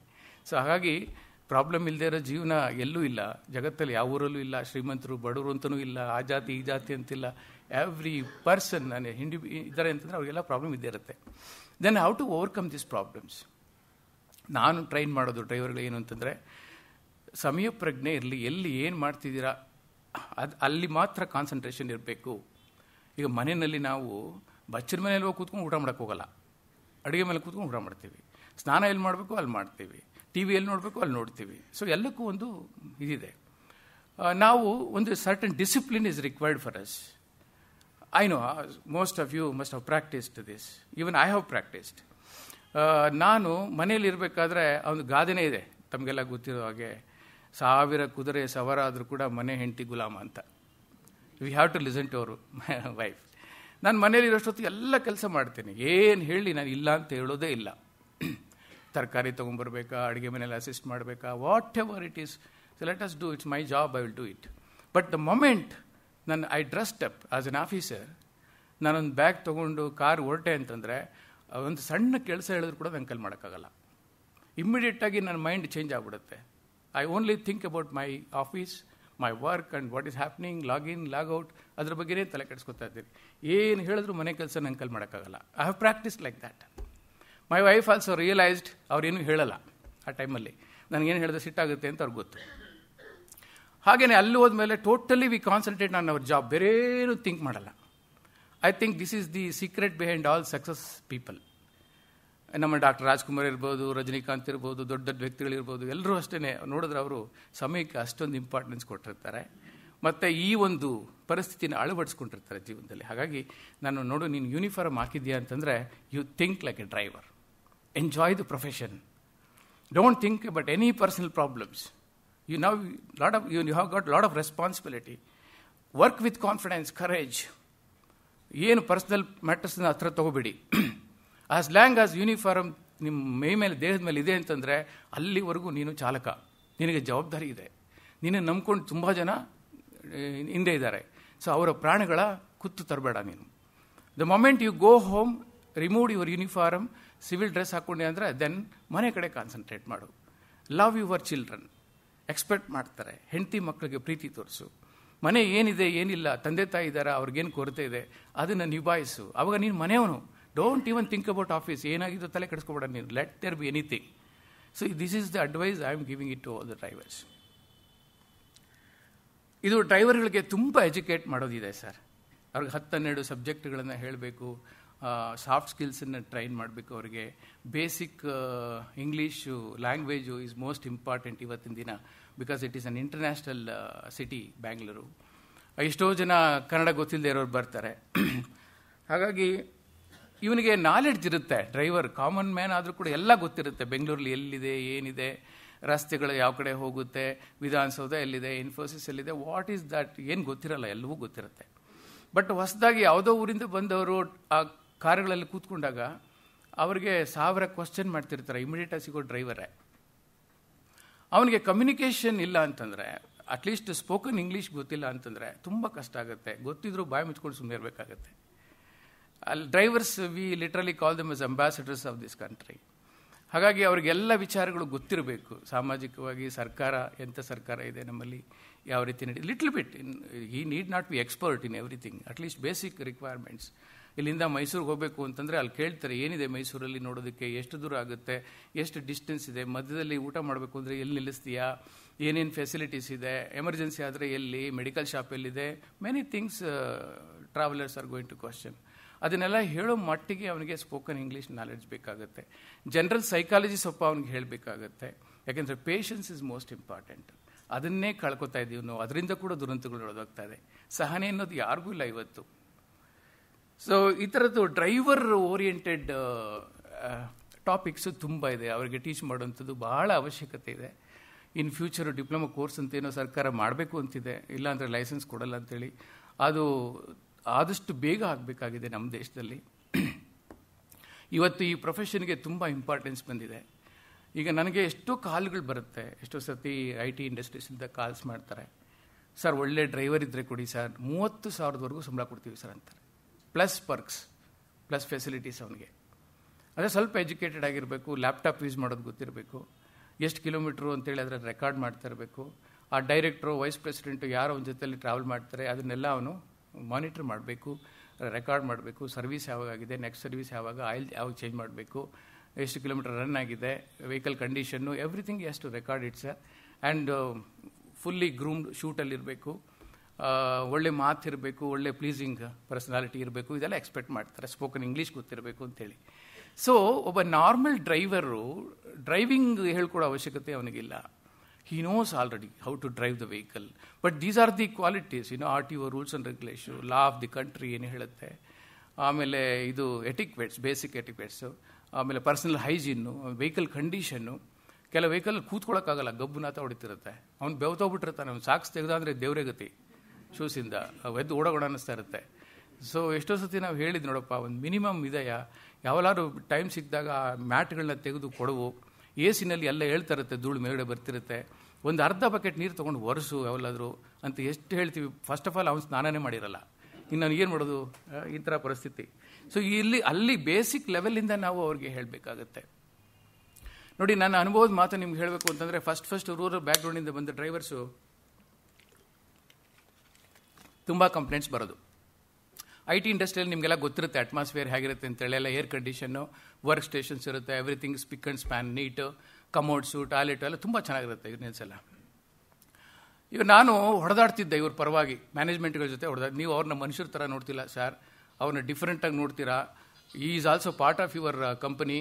ಬೇಸಿಕ್ ಫಸ್ಟ್ ಅವ್ನ ಎಂಪ್ಲಾಯ್ ನಿಮ್ಮ ಕಂಪ್ನಿಗೆ ಬರಬೇಕು ಅಂದರೆ ಫಸ್ಟ್ ಡ್ರೈವರೇ ರೆಸ್ಪಾನ್ಸಿಬಿಲಿಟಿ. ನೀವು ಅವ್ರನ್ನ ಯಾಕೆ ಥರ್ಡ್ ಪರ್ಸನ್ ಆಗಿ ನೋಡ್ತೀರಿ ಅಥವಾ ಕೀಳಾಗಿ ನೋಡ್ತೀರಿ? ದಯವಿಟ್ಟಾಗಿ ಮಾಡಬೇಡಿ. ಅವರು ಲಾಗಿನ್ ಆದಮೇಲೆ ಎಲ್ಲಿ ಹೋಗಬೇಕು, ಅವ್ರಿಗೆ ಜಾಗ ಕೊಡಲ್ಲ, ನೀವು ಕುಡಿಯೋಕ್ಕೆ ನೀರು ಕೊಡಲ್ಲ, ರೆಸ್ಟ್ ಹೌಸ್ ಅಂತ ಇರಲ್ಲ, ಟಾಯ್ಲೆಟು ಬಾತ್ರೂಮ್ಗಳಿರಲ್ಲ, ಒಳಗಡೆ ಆಫೀಸಲ್ಲಿರೋ ಟಾಯ್ಲೆಟ್ ಬಾತ್ರೂಮ್ ಯೂಸ್ ಮಾಡೋಕ್ಕೆ ಬಿಡಲ್ಲ ನೀವು. ಹೀಗೆಲ್ಲ ಪರಿಸ್ಥಿತಿಗಳಿದೆ ಸರ್, ದಯವಿಟ್ಟು ನೀವು ಮಾಡಬೇಕು ಅಂತೇಳಿ ಎಷ್ಟೋ ಸತಿ ನಾನು ಕೇಳಿಕೊಂಡು ಮಾಡಿಸಿದ್ದೀನಿ ಕೂಡ. ಅನೇಕ ಕಂಪ್ನಿಗಳಲ್ಲಿ ಮಾಡಿಸಿದ್ದೀನಿ ರೆಸ್ಟ್ ಹೌಸ್, ಒಂದು ಕೇರಮ್ ಬೋರ್ಡು ಅವ್ರಿಗೆ. ಯಾಕಂದ್ರೆ ಡ್ರೈವರ್ ಮೆಂಟಾಲಿಟಿ ಅದು ಎನಿಬಡಿ ಫಾರ್ ದಟ್ ಮ್ಯಾಟರ್ ಹೇಗಿರುತ್ತೆ ಅಂತಂದರೆ, ಏನು ಮಾಡಬೇಡ ಸುಮ್ಮನೆ ಕೂತ್ಕೊಳ್ಳೋ ಅಂದರೆ ಅದಕ್ಕಿಂತ ಪನಿಷ್ಮೆಂಟ್ ಬೇರೆ ಇಲ್ಲ. ಮನುಷ್ಯ ಏನಾದರೂ ಮಾಡ್ತಾ ಇರಬೇಕು, something he has to involve in that. ಒಂದು ಕೇರಮ್ ಬೋರ್ಡ್ ಕೊಡಿ ಸರ್, ಒಂದು ಟಿ ವಿ ಹಾಕ್ಕೊಡಿ, ಮಾನಿಟರ್ ಮಾಡಿ ನೋಡ್ತಾ ಇರಲಿ, ಇವೆಲ್ಲ ಮಾಡಿಸ್ತಿದ್ದೆ ನಾನು. ಅದಾದಮೇಲೆ 1 ತಿಂಗಳು 2 ತಿಂಗಳಾದಮೇಲೆ ಅವರು ನನ್ನ ಕರೆಯೋರು, ಬನ್ನಿ ಸರ್ ಇಲ್ಲಿ ನೀವು ಹೇಳಿದ್ವಿ ಅಂತೆಲ್ಲ ಮಾಡಿದ್ವಿ, just come along with me, ನಾವು see the status what is happening here. ಅಲ್ಲಿ ಕೊಟ್ಟಿರೋ ದಿಂಬೆ ನಾಪತ್ತೆ, ಇಟ್ಟಿರೋ ಟಿ ವಿನೇ ಇಲ್ಲ ಅಲ್ಲಿ. ಎಲ್ಲಿ ನೋಡಿದ್ರೆ ಅಲ್ಲಿ ತಾಂಬೂಲ ಹಾಕಿ ಉಗ್ದಿರೋದು, ಪಾನು ಅದು ಇದು ಹಾಕಿ ಉಗ್ದಿರೋವಂಥದ್ದು, ಗಲೀಜು ಅಂದರೆ ಗಲೀಜು. ಕಮೋಡ್ ಮೇಲೆ ಕೂತ್ಕೊಳ್ಳೋದು ಗೊತ್ತಿಲ್ಲ, 2 ಕಾಲು ಮೇಲೆ ಇಟ್ಕೊಂಡು ಕೂತ್ಕೊಂಡ್ಬಿಡೋದು, ಅದೆಲ್ಲ ಮುರಿದೋಗಿರುತ್ತೆ ಅದು. ಈ ಥರದ ಪರಿಸ್ಥಿತಿಗಳು. ಕಡೆಗೆ ಏನು ಮಾಡಿದೆ, ಚಾಲಕರನ್ನ ಸೇರಿಸ್ಕೊಂಡು ಅದನ್ನೇ ಎಜುಕೇಟ್ ಮಾಡೋಕ್ಕೆ ಶುರು ಮಾಡಿದೆ. ಯು ಹ್ಯಾವ್ ಟು ಚೇಂಜ್, ಪರಿಸ್ಥಿತಿಗೆ ತಕ್ಕಾಗಿ ನೀವು ಬದಲಾಗಬೇಕು. ನಾವು ಹಳ್ಳೀಲಿ ಹೇಗಿದ್ರೂ ನಡೆಯುತ್ತೆ, ಹಳ್ಳೀಲೂ ಕೂಡ ಇವತ್ತು ಆ ಥರ ಇಲ್ಲ. ಎಲ್ರಿಗೂ ಸ್ವಚ್ಛತೆ ಅನ್ನೋದು ಬೇಕು, ನೀಟಾಗಿ ಬದುಕೋದು ಬೇಕು, ಅದಕ್ಕೆ ನಾವು ಇಂಪಾರ್ಟೆನ್ಸ್ ಕೊಡ್ತಾ ಇದ್ದೀವಿ. ಸೊ ಈಗ ಆಗೆಲ್ಲ ನಾವು ಎಜುಕೇಟ್ ಅಂದರೆ ಅಷ್ಟೊಂದು ವರ್ಸ್ಟ್ ಇವಾಗಿಲ್ಲ. ಇವಾಗ ಅವರುಗಳು ಬದಲಾವಣೆ ಆಗಿದ್ದಾರೆ, ಸಾಕಷ್ಟು ಬದಲಾವಣೆ ನೋಡಿದ್ದೀನಿ, ಸಾಕಷ್ಟು ರಿಫಾರ್ಮೇಷನ್ ಆಗಿದೆ ಅವರಲ್ಲಿ ಕೂಡ, ಚೇಂಜಸ್ ಆಗ್ತಾ ಇದೆ. It take some time. Normally ಇದು ಅನ್ಆರ್ಗನೈಸ್ಡ್ ಸೆಕ್ಟರ್ ಡ್ರೈವರ್ಸ್ ಅನ್ನೋದು. ಇವತ್ತು ಬೆಂಗಳೂರಲ್ಲಿ ಅಲ್ಲ, ಇಡೀ ದೇಶದಲ್ಲಿ ಬಿಗ್ಗೆಸ್ಟ್ ಚಾಲೆಂಜು ಫಾರ್ ಟ್ರಾನ್ಸ್ಪೋರ್ಟರ್ಸು ಅಂತಂದರೆ driver. Biggest challenge is driver. ಈಗ ಎಷ್ಟು ನನ್ನ ಯಾವುದೋ ಒಂದು ಕಂಪನಿ ಫೋನ್ ಮಾಡಿದ್ರು, ಅವರೇ sir we would request you to come and train our drivers. ಅದರಲ್ಲೂ ಎಂಥ ಕ್ರಿಯೇಟಿವಿಟಿ ಅಂತಂದರೆ 25 ಜನ ಮಹಿಳೆಯರಿದ್ದಾರೆ. ಅವರು ಈ ನಮ್ಮ ಹುಡುಗರು ಯಾವ ರೀತಿ ಡ್ರೈವ್ ಮಾಡ್ತಾರೆ ಆ ರೀತಿ ಡ್ರೈವ್ ಮಾಡ್ತಾರೆ. I should appreciate that. Actually ಭಾಳ ಖುಷಿಯಾಗುತ್ತೆ ನನಗೆ ಅವ್ರಿಗೆ. ಇನ್ಫ್ಯಾಕ್ಟ್ ಒಂದು ಕ್ಲಾಸ್ ತೊಗೊಂಡೆ ಲಾಸ್ಟ್ ವೀಕಲ್ಲಿ. ಹೆಣ್ಮಕ್ಳು ಏನು ಕರೇಜ್ ಅಂತಿರೋ ಅವ್ರಿಗೆ. ಅವರು ಲಾಗಿನ್ನು ಲಾಗೌಟು ಬೆಂಗಳೂರಂಥ ವಾತಾವರಣದಲ್ಲಿ ಡ್ರೈವ್ ಮಾಡೋಕ್ಕೆ ಶುರು ಮಾಡಿದ್ದಾರೆ. ನಾಟ್ ಅಂದರೆ ಏನಂದರೆ 6 o'clock ಮೇಲೆ ಬಿಡಲ್ಲ ಅವ್ರನ್ನ, 9 to 6, 5, 6 ಏನೋ ಯೂಸ್ ಮಾಡ್ತಿದ್ದಾರೆ ಈಗ. ಆಮೇಲೆ ಈಗ ಪೊಲ್ಯೂಷನ್ ಹೆಚ್ಚಾಗ್ತಿರೋದ್ರಿಂದ ರಸ್ತೆಗಳಲ್ಲಿ ಈಗ ಲೇಟೆಸ್ಟ್ ಟ್ರೆಂಡ್ ಏನು ಅಂತಂದರೆ ಎಲೆಕ್ಟ್ರಿಕ್ ಕಾರ್ಸನ್ನು ಅಥವಾ ಹೈಬ್ರಿಡ್ ಕಾರ್ಸನ್ನು ಉಪಯೋಗಿಸೋದು ಅಂತ. ಈಗ ಒಂದು ಕಂಪನಿ 1,000 ಕಾರುಗಳನ್ನ ಪರ್ಚೇಸ್ ಮಾಡ್ತಾ ಇದ್ದಾರೆ, ಅಂದರೆ phased manner, so that their contribution to the Bangalore city ಅಂತಂದರೆ ಪೊಲ್ಯೂಷನ್ ಫ್ರೀ ಆಗಬೇಕು ಅಂಥೇಳಿ ಅದಕ್ಕೆ ಒತ್ತು ಕೊಡ್ತಿದ್ದಾರೆ. ಆಮೇಲೆ ತುಂಬಾ ಸಬ್ಸಿಡಿ ಸರ್ಕಾರ ಕೂಡ ಪ್ರೋತ್ಸಾಹ ಕೊಡ್ತಾ ಇದೆ ಆ ವಿಷಯದಲ್ಲಿ. ಸೊ ಹೀಗೆಲ್ಲ ಕೆಲವು ಕ್ರಾಂತಿಗಳು, ಕೆಲವು ರೆವಲ್ಯೂಷನ್ಸ್ ಆಗ್ತಾ ಇದೆ. ಬರೀ ಹೆಣ್ಮಕ್ಳೇ ಆಪರೇಟ್ ಮಾಡುವಂಥ ಕಂಪ್ನಿಗಳು ಕೂಡ ಇದೆ. ಆ್ಯಕ್ಚುಲಿ ಒಂದು ಸತಿ ನಾನು ಭಾಳ ಖುಷಿಯಾಗಿದ್ದು ಲಾಸ್ಟ್ ಇಯರ್ ಅಂತಂದರೆ, when I was travelling from Dubai to Mumbai, ಒಂದು ಏರ್ಕ್ರಾಫ್ಟಲ್ಲಿ all woman, aircraft manage by woman, air crews, pilots ಎಲ್ಲ ಲೇಡೀಸೇ. ಅದು ಎಷ್ಟು ಚೆನ್ನಾಗಿ ತೊಗೊಂಬಂದರು ಅಂತಂದರೆ ನಮ್ಗೆ ಲ್ಯಾಂಡ್ ಆಗಿದ್ದು ಫೀಲ್ ಕೂಡ ನನಗಾಗಲಿಲ್ಲ. I think they do better job than men ಅಂತ ನನಗನ್ಸುತ್ತೆ. ಓಕೆ, ಈಗ ಆಗ್ತಾ ಇದೆ, ಬದಲಾವಣೆಗಳು ಆಗ್ತಾ ಇದೆ. ಇದೊಂದು ದೊಡ್ಡ ರೆವಲ್ಯೂಷನ್ನೇ ನಮ್ಮ ಟ್ರಾನ್ಸ್ಪೋರ್ಟ್ ಫೀಲ್ಡಲ್ಲಿ ನಡೀತಾ ಇದ್ದರೆ ಆಶ್ಚರ್ಯ ಏನಿಲ್ಲ. ಆದರೆ ಇನ್ನೂ ಆಗಬೇಕಾಗಿದೆ, ಅವ್ರಿಗೆ ತರಬೇತಿ ಬೇಕಾಗಿದೆ sir. Training is most important. Nobody educating dum, it's most important. They don't know many things. ಅದನ್ನು ಹೇಳುವಂಥ ಕೆಲಸಗಳಾಗಬೇಕು. ಡ್ರೈವರ್ ಬಿಹೇವಿಯರ್ ಬಗ್ಗೆ ಸಾಕಷ್ಟಿದೆ. ಅದೇ ಹೇಳಿದೆ ನಿಮಗೆ, ಅದೊಂದು 10 ಸಬ್ಜೆಕ್ಟ್ ನಾನು ಮಾಡ್ಕೊಂಡಿದ್ದೀನಿ. ಅದೆಲ್ಲವನ್ನು ವ್ಯಕ್ತಿ ವಿಕಸನದಿಂದ ಹಿಡಿದು ಕಮ್ಯುನಿಕೇಷನ್ ಸ್ಕಿಲ್ಸು, ಟೈಮ್ ಮ್ಯಾನೇಜ್ಮೆಂಟು, ಇದೆಲ್ಲವನ್ನೂ ಹೇಳ್ಕೊಡೋ ಪ್ರಯತ್ನ ನಾನು ಮಾಡ್ತಾಯಿದ್ದೀನಿ. ಎಲ್ಲರೂ ಮಾಡಬೇಕಾಗಿದೆ ಅದನ್ನು. Over speed, this is another most important dangerous situation. First of all ನಮಗೆ ರೋಡ್ಸೇ ಇಲ್ಲ ಡ್ರೈವ್ ಮಾಡೋದಕ್ಕೆ. ಅದರಲ್ಲಿ ಈ ಕಾನ್ಸೆಪ್ಟನ್ನು ಸಾಕಷ್ಟು ಚಾಲಕರು ಅರ್ಥನೇ ಮಾಡ್ಕೊಂಡಿಲ್ಲ, ಓವರ್ ಸ್ಪೀಡ್ ಯಾಕೆ ಅಂತ. ಅದನ್ನು ಯಾವುದೋ ಬೇರೆ ಬೇರೆ ರೀತಿಯಲ್ಲಿ ಮಿಸ್ಯೂಸ್ ಆಗುತ್ತೆ. ಒಂದು ರೀತಿ ಹೈದರಾಬಾದ್ಗೆ ಹೋಗಬೇಕು, ನಾನು ಬೆಳಗಿನ ಜಾವ 5 ಗಂಟೆ ಮನೆ ಬಿಟ್ಟು ಹೊರಟಿದ್ದೀನಿ. ಯಲಂಕದ ಹತ್ರ 6 ಗಂಟೆ ಹೋಗೋಷ್ಟೊತ್ತಿಗೆ ಕಂಪ್ಲೀಟ್ ರೋಡ್ ಜಾಮ್, ಮುಂದೆ ಹೋಗೋಕ್ಕಾಗ್ತಾ ಇಲ್ಲ, ಕಂಪ್ಲೀಟ್ ಬ್ಲಾಕ್ ಆಗ್ಬಿಟ್ಟಿದೆ. ಆಮೇಲೆ ಅರ್ಧ ಗಂಟೆ 1 ಗಂಟೆ ಅಲ್ಲಿ ಸ್ಟಕ್ ಆಗೋದೆ. ಅದಾದಮೇಲೆ ಏನು ಅಂತ ಗೊತ್ತಿಲ್ಲ, ಯಾರೂ ಹೇಳ್ತಾ ಇಲ್ಲ. ಸ್ವಲ್ಪ ಮುಂದೆ ಹೋದ್ಮೇಲೆ ಗೊತ್ತಾಯಿತು, ಒಂದು ಇಂಡಿಕಾ ಕಾರು ಎಲ್ಲೋ ಬೋರ್ಡು ಮುಂದೆ ಹೋಗ್ತಿರೋ ಸಿಮೆಂಟ್ ಲಾರಿಗೆ ಹೋಗಿ ಒಡೆದು ಸಿಕ್ಕಾಕೊಂಬಿಟ್ಟಿದೆ. 2 ಬಾಡಿ ಮುಂದ್ಗಡೆ ಕೂತಿರೋನ್ನ ಜನಗಳು ಕೀಳ್ತಾ ಇದ್ದಾರೆ. They are finished totally. ಅದೇನು ಅಂತಂದರೆ ಬೆಳಗಿನ ಜಾವ ಎಗೇನ್ ನಿದ್ದೆ ಕಂಟ್ರೋಲ್ ಮಾಡೋಕ್ಕಾಗಿಲ್ಲ. ಆಮೇಲೆ ಓವರ್ ಸ್ಪೀಡು ಏರ್ಪೋರ್ಟಲ್ಲಿ. ಮುಂದೆ ಲಾರಿಗಳು, ಈ ಲೋಡಲ್ಲಿರುವಂಥದ್ದು ಸಿಮೆಂಟ್ ಲಾರಿಗಳು ಅಥವಾ ಕಲ್ಲು ಚಪ್ಪಡಿಗಳು ಹಾಕ್ಕೊಂಡಿರುವಂಥ ಲಾರಿಗಳು, ಅವರು ಸ್ಪೀಡಾಗಿ ಹೋಗೋಕ್ಕಾಗಲ್ಲ. ಅವರು ಲೆಸ್ ದ್ಯಾನ್ ಮಿನಿಮಮ್ ಸ್ಪೀಡಲ್ಲೂ ಇನ್ನೂ 20 ಕಿಲೋಮೀಟರ್ಗಿಂತ ಜಾಸ್ತಿ, ಮ್ಯಾಕ್ಸಿಮಮ್ ಹೋದರೆ 20 ಅಷ್ಟೇ, 10-15 ಕಿಲೋಮೀಟರ್ ಸ್ಪೀಡಲ್ಲಿ ಹೋಗ್ತಿರುತ್ತವೆ. ಅದನ್ನು ನಾವು ಅಂಡರ್ ಎಸ್ಟಿಮೇಟ್ ಮಾಡ್ತೀವಿ. ಏನಾಗ್ಬಿಡುತ್ತೆ, ಸಡನ್ನಾಗಿ ನಿಧಾನಕ್ಕೆ ಹೋಗ್ತಿದ್ದಾಗ ಇನ್ನೇನು ಹತ್ರದಲ್ಲಿ ಹೆಚ್ಚು ಕಮ್ಮಿ ಸ್ವಲ್ಪ ದೂರ ಇದೆ ಅನ್ನೋವಾಗ ನೋಟಿಸ್ ಮಾಡ್ತಾನೆ ಡ್ರೈವರು, ಅಯ್ಯೋ ಇವನು ಹೋಗ್ತೇನೆ, ಅವ್ನು ಏನಾರು ಇದು ಮಾಡಬೇಕು ಅಂತೇಳಿ ರೈಟ್ಗೋ ಲೆಫ್ಟ್ಗೋ ತೊಗೊಳಕ್ಕೆ ಹೋಗ್ತಾನೆ. ಅನ್ಫಾರ್ಚುನೇಟ್ಲಿ ರೈಟು ಲೆಫ್ಟಲ್ಲಿ ಆಲ್ರೆಡಿ ವೆಹಿಕಲ್ಸ್ ಇರುತ್ತೆ. So no other go, brake ಆಗ್ತಾನೆ, ಕಂಟ್ರೋಲ್ ಮಾಡೋಕ್ಕೆ ಆಗಲ್ಲ, you will go and ram the vehicle from behind, ಸಿಕ್ಕಾಕೊಂಡ್ಬಿಡ್ತಾರೆ. ಇದು ಅನೇಕ ದುರಂತಗಳು ನೀವು ಓದಿರೋದ್ರಲ್ಲಿ ಸಾಕಷ್ಟು ಇದು ಓವರ್ ಸ್ಪೀಡಿಂದನೇ ಆಗೋದು. ಆಮೇಲೆ ಈ ಕೆಲವು ವೆಹಿಕಲ್ಸು ಒಂದೊಂದು ಸ್ಪೀಡಲ್ಲಿ ಬ್ರೇಕ್ ಹಾಕಿದಾಗ ಒಂದೊಂದು ಡಿಸ್ಟೆನ್ಸಲ್ಲಿ ಹೋಗಿ ನಿಲ್ಲುತ್ತೆ. 60 ಕಿಲೋಮೀಟರ್ ಸ್ಪೀಡಲ್ಲಿ, ಬಿಲೋ 40 ಕಿಲೋಮೀಟರ್ ಸ್ಪೀಡಲ್ಲಿದ್ದರೆ somehow driver can control the vehicle. ಯಾವುದೇ ಪರಿಸ್ಥಿತಿನಲ್ಲಿ ಅವನು ನಿಭಾಯಿಸುವಂಥ ಶಕ್ತಿ ಅವನಿಗಿರುತ್ತೆ. 60 ಕಿಲೋಮೀಟರ್ ಸ್ಪೀಡಲ್ಲಿ ಹೋಗ್ತಾ ಇರಬೇಕಾದಾಗ ಒಂದು ಸರ್ಟನ್ ಡಿಸ್ಟೆನ್ಸಲ್ಲಿ ಹೋಗಿ ನಿಲ್ಲುತ್ತೆ ಅದು, ಬ್ರೇಕ್ ಹಾಕಿದ್ರು ಕೂಡ. ಅದೇ 80 ಇದ್ದಾಗ ಡಿಸ್ಟೆನ್ಸ್ ಹೆಚ್ಚಾಗುತ್ತೆ. 100 ಅಂಡ್ ಎಬೋ ಸ್ಪೀಡಲ್ಲಿದ್ದಾಗ ಆ ಡಿಸ್ಟೆನ್ಸ್ ಇನ್ನೂ ಜಾಸ್ತಿ ಆಗುತ್ತೆ. ಸೊ ಏನು ಮಾಡೋಕ್ಕಾಗಲ್ಲ, ಹೋಗಿ ಹೊಡೆದೇ ಹೊಡೆಯುತ್ತದು, ಹಾಗಾಗುತ್ತೆ ಪರಿಸ್ಥಿತಿ. ಓವರ್ ಸ್ಪೀಡನ್ನ ಅದು technically scientifically it is not possible. ಈಗ ಏರ್ಪೋರ್ಟ್ ರೋಡಲ್ಲಿ, ನಮ್ಮ ಏರ್ಪೋರ್ಟ್ ರೋಡಲ್ಲಿ 80 ಕಿಲೋಮೀಟರ್ ಸ್ಪೀಡಲ್ಲಿ ಅಂತಂದರೆ ಸೇಫೆಸ್ಟ್ ಸ್ಪೀಡ್ ಅಂತಂದರೆ 80, ಅದಕ್ಕಿಂತ ಜಾಸ್ತಿ ಹೋಗಬಾರ್ದು. ರೋಡ್ ಫ್ರೀ ಇದ್ದರೂ ಹೋಗಬಾರ್ದು, ಆಗಲ್ಲ, ಕಂಟ್ರೋಲ್ ಮಾಡೋಕ್ಕಾಗಲ್ಲ ಆ ರೋಡಲ್ಲಿ. ಬಟ್ ಏನು ಆ ಥರ ಫ್ಲೈಟ್ ರೀಚ್ ಆಗಿಬಿಡ್ಬೇಕು, ಅದು ಏನೋ ಒಂದಲ್ಲ ಒಂದು ಕಾರಣಕ್ಕೆ, ಅಥವಾ ಟ್ರಿಪ್ಗಳು ಜಾಸ್ತಿ ಮಾಡಬೇಕು ಅಂತ ಏನೋ ಒಂದು ಕಾರಣಕ್ಕೆ ಸುಮ್ಮನೆ ಒಯ್ಯೋ ಅಂತ ಹೋಗ್ತಿರುತ್ತವೆ. ಸೊ ಆ ಸಂದರ್ಭಗಳಲ್ಲಿ ಏನಾದರೂ ಒಂದು ಚೂರು ಹೆಚ್ಚು ಕಮ್ಮಿ ಆಯಿತು ಅಂದರೂ ಕೂಡ ಮುಗಿದ ಕತೆ. ನೋಡಿ, ಸಿಲ್ಕ್ ಬೋರ್ಡು ಅಲ್ಲಿ ನಾರಾಯಣ ಮೂರ್ತಿಗಳೆಲ್ಲ ಗಲಾಟೆ ಮಾಡಿ ಸಿಲ್ಕ್ ಬೋರ್ಡ್ ಸ್ಟಾರ್ಟ್ ಆಯಿತು. ತುಂಬ ಪ್ರಾಬ್ಲಮ್ ಇತ್ತು ಅವಾಗ ಆ ಕಾಲದಲ್ಲಿ. ಏನು ಗಂಟೆಗಟ್ಟಲೆ ನಮ್ಮ ನಾರಾಯಣ ಮೂರ್ತಿಗಳು ಪೇಪರಲ್ಲಿ ಹೇಳಿದಾಗೆ 8-10 ಪೇಪರ್ ಓದಕ್ಕೆ ಬಿಡೋರಂತೆ ಅವರು, JP ನಗರ ಬಿಟ್ಟು ಅಲ್ಲಿ ಇನ್ಫೋಸಿಸ್ ಅವರು ಅಷ್ಟೊತ್ತಿಗೆ. ಅಷ್ಟು ಟೈಮ್ ಬೇಕಾಗ್ತಿತ್ತು. ಅವೆಲ್ಲ ರಸ್ತೆಗಿಳಿದ್ಬಿಟ್ರು ಅವರು. ಅದಾದಮೇಲೆ ಅಲ್ಲಿ 10-11 ಕಿಲೋಮೀಟ್ರು ಫ್ಲೈಓವರ್ ಆಯಿತು. ನೋ ವಾಟ್, ಫ್ಲೈಓವರ್ ಆದಮೇಲೆ 8-10 ಟಾಟಾ ಸುಮೋಗಳು, ಇಂಡಿಕಾಗಳು ಅಲ್ಲಿಂದ ಬಿದ್ದೋಯ್ತು. ಯಾಕಂದರೆ ಅಲ್ಲಿ 80 ಕಿಲೋಮೀಟರ್ ಸ್ಪೀಡ್ ಇದೆ. ಇವ್ರಿಗೆ ಡ್ರೈವರ್ಗಳಿಗೆ ಕೆಳಗಡೆ ಹೋಗಿ ಹೋಗಿ ಸಾಕಾಗ್ಬಿಟ್ಟಿತ್ತಲ್ಲ, ಇದ್ದಕ್ಕಿದ್ದಾಗೆ ಫ್ಲೈಓವರ್ ಸಿಕ್ಬಿಡ್ತು, ಫ್ರೀ ರೋಡು, ಏನು ಇಂಟ್ರಪ್ಷನ್ ಇಲ್ಲ, ಇಂಟ್ರಪ್ಷನ್ ಇಲ್ಲ ಅಲ್ಲಿ. ಸರಿ, ಸ್ಪೀಡು ಎಬೋ 100 ಕಿಲೋಮೀಟರ್ಸ್ ಹೋಗೋದಲ್ಲಿ. ರೋಡು ಅಷ್ಟೊಂದು ಅಗಲ ಇಲ್ಲ ಅಲ್ಲಿ, ಸೈಂಟಿಫಿಕಲಿ ಅಷ್ಟೊಂದು ಅಗಲ ಇಲ್ಲ. ಆ ಸ್ಪೀಡಲ್ಲಿ ಹೋಗ್ತಿರ್ಬೇಕಾದ್ರೆ ಏನಾದ್ರು ಒಂದು ಚೂರು ತಗಲ್ದ್ರೆ ಅಥವಾ ಡಿವೈಡರ್ ಹೊಡೆದ್ರೆ, ಪಕ್ಕ ತಡೆಗೋಡೆಗೆ ಹೊಡೆದ್ರು ಅಂತಂದ್ರು ಟಾಪಲ್ ಆಗಿಬಿಡುತ್ತೆ. 8-10 ವೆಹಿಕಲ್ಸ್ ಬಿದ್ದೋಯ್ತು ಅಲ್ಲಿಂದ, ಪ್ರಾಣಹಾನಿನೂ ಆಯಿತು.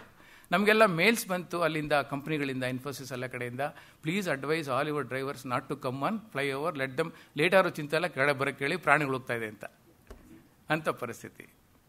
ಇನ್ನೊಂದು ತಪ್ಪು ಮಾಡ್ತಾರೆ, ನಾನು ಗಮನಿಸಿದ್ದಿದ್ದು. ಒಂದ್ಸತಿ ಹೋಗ್ತಾ ಇದ್ದೀನಿ, ಸೇಮ್ ಇನ್ಫೋಸಿಸ್ ಸಿಲ್ಕ್ ಬೋರ್ಡ್ ಬಿಟ್ಟು ಫ್ಲೈಓವರ್ ಹತ್ತಿದ್ದೀನಿ. ಒಬ್ಬ ಹುಡುಗ ಯಂಗ್ಸ್ಟರು 10 ಕಿಲೋಮೀಟರ್ಗಿಂತ ಜಾಸ್ತಿ ಹೋಗ್ತಾ ಇಲ್ಲ.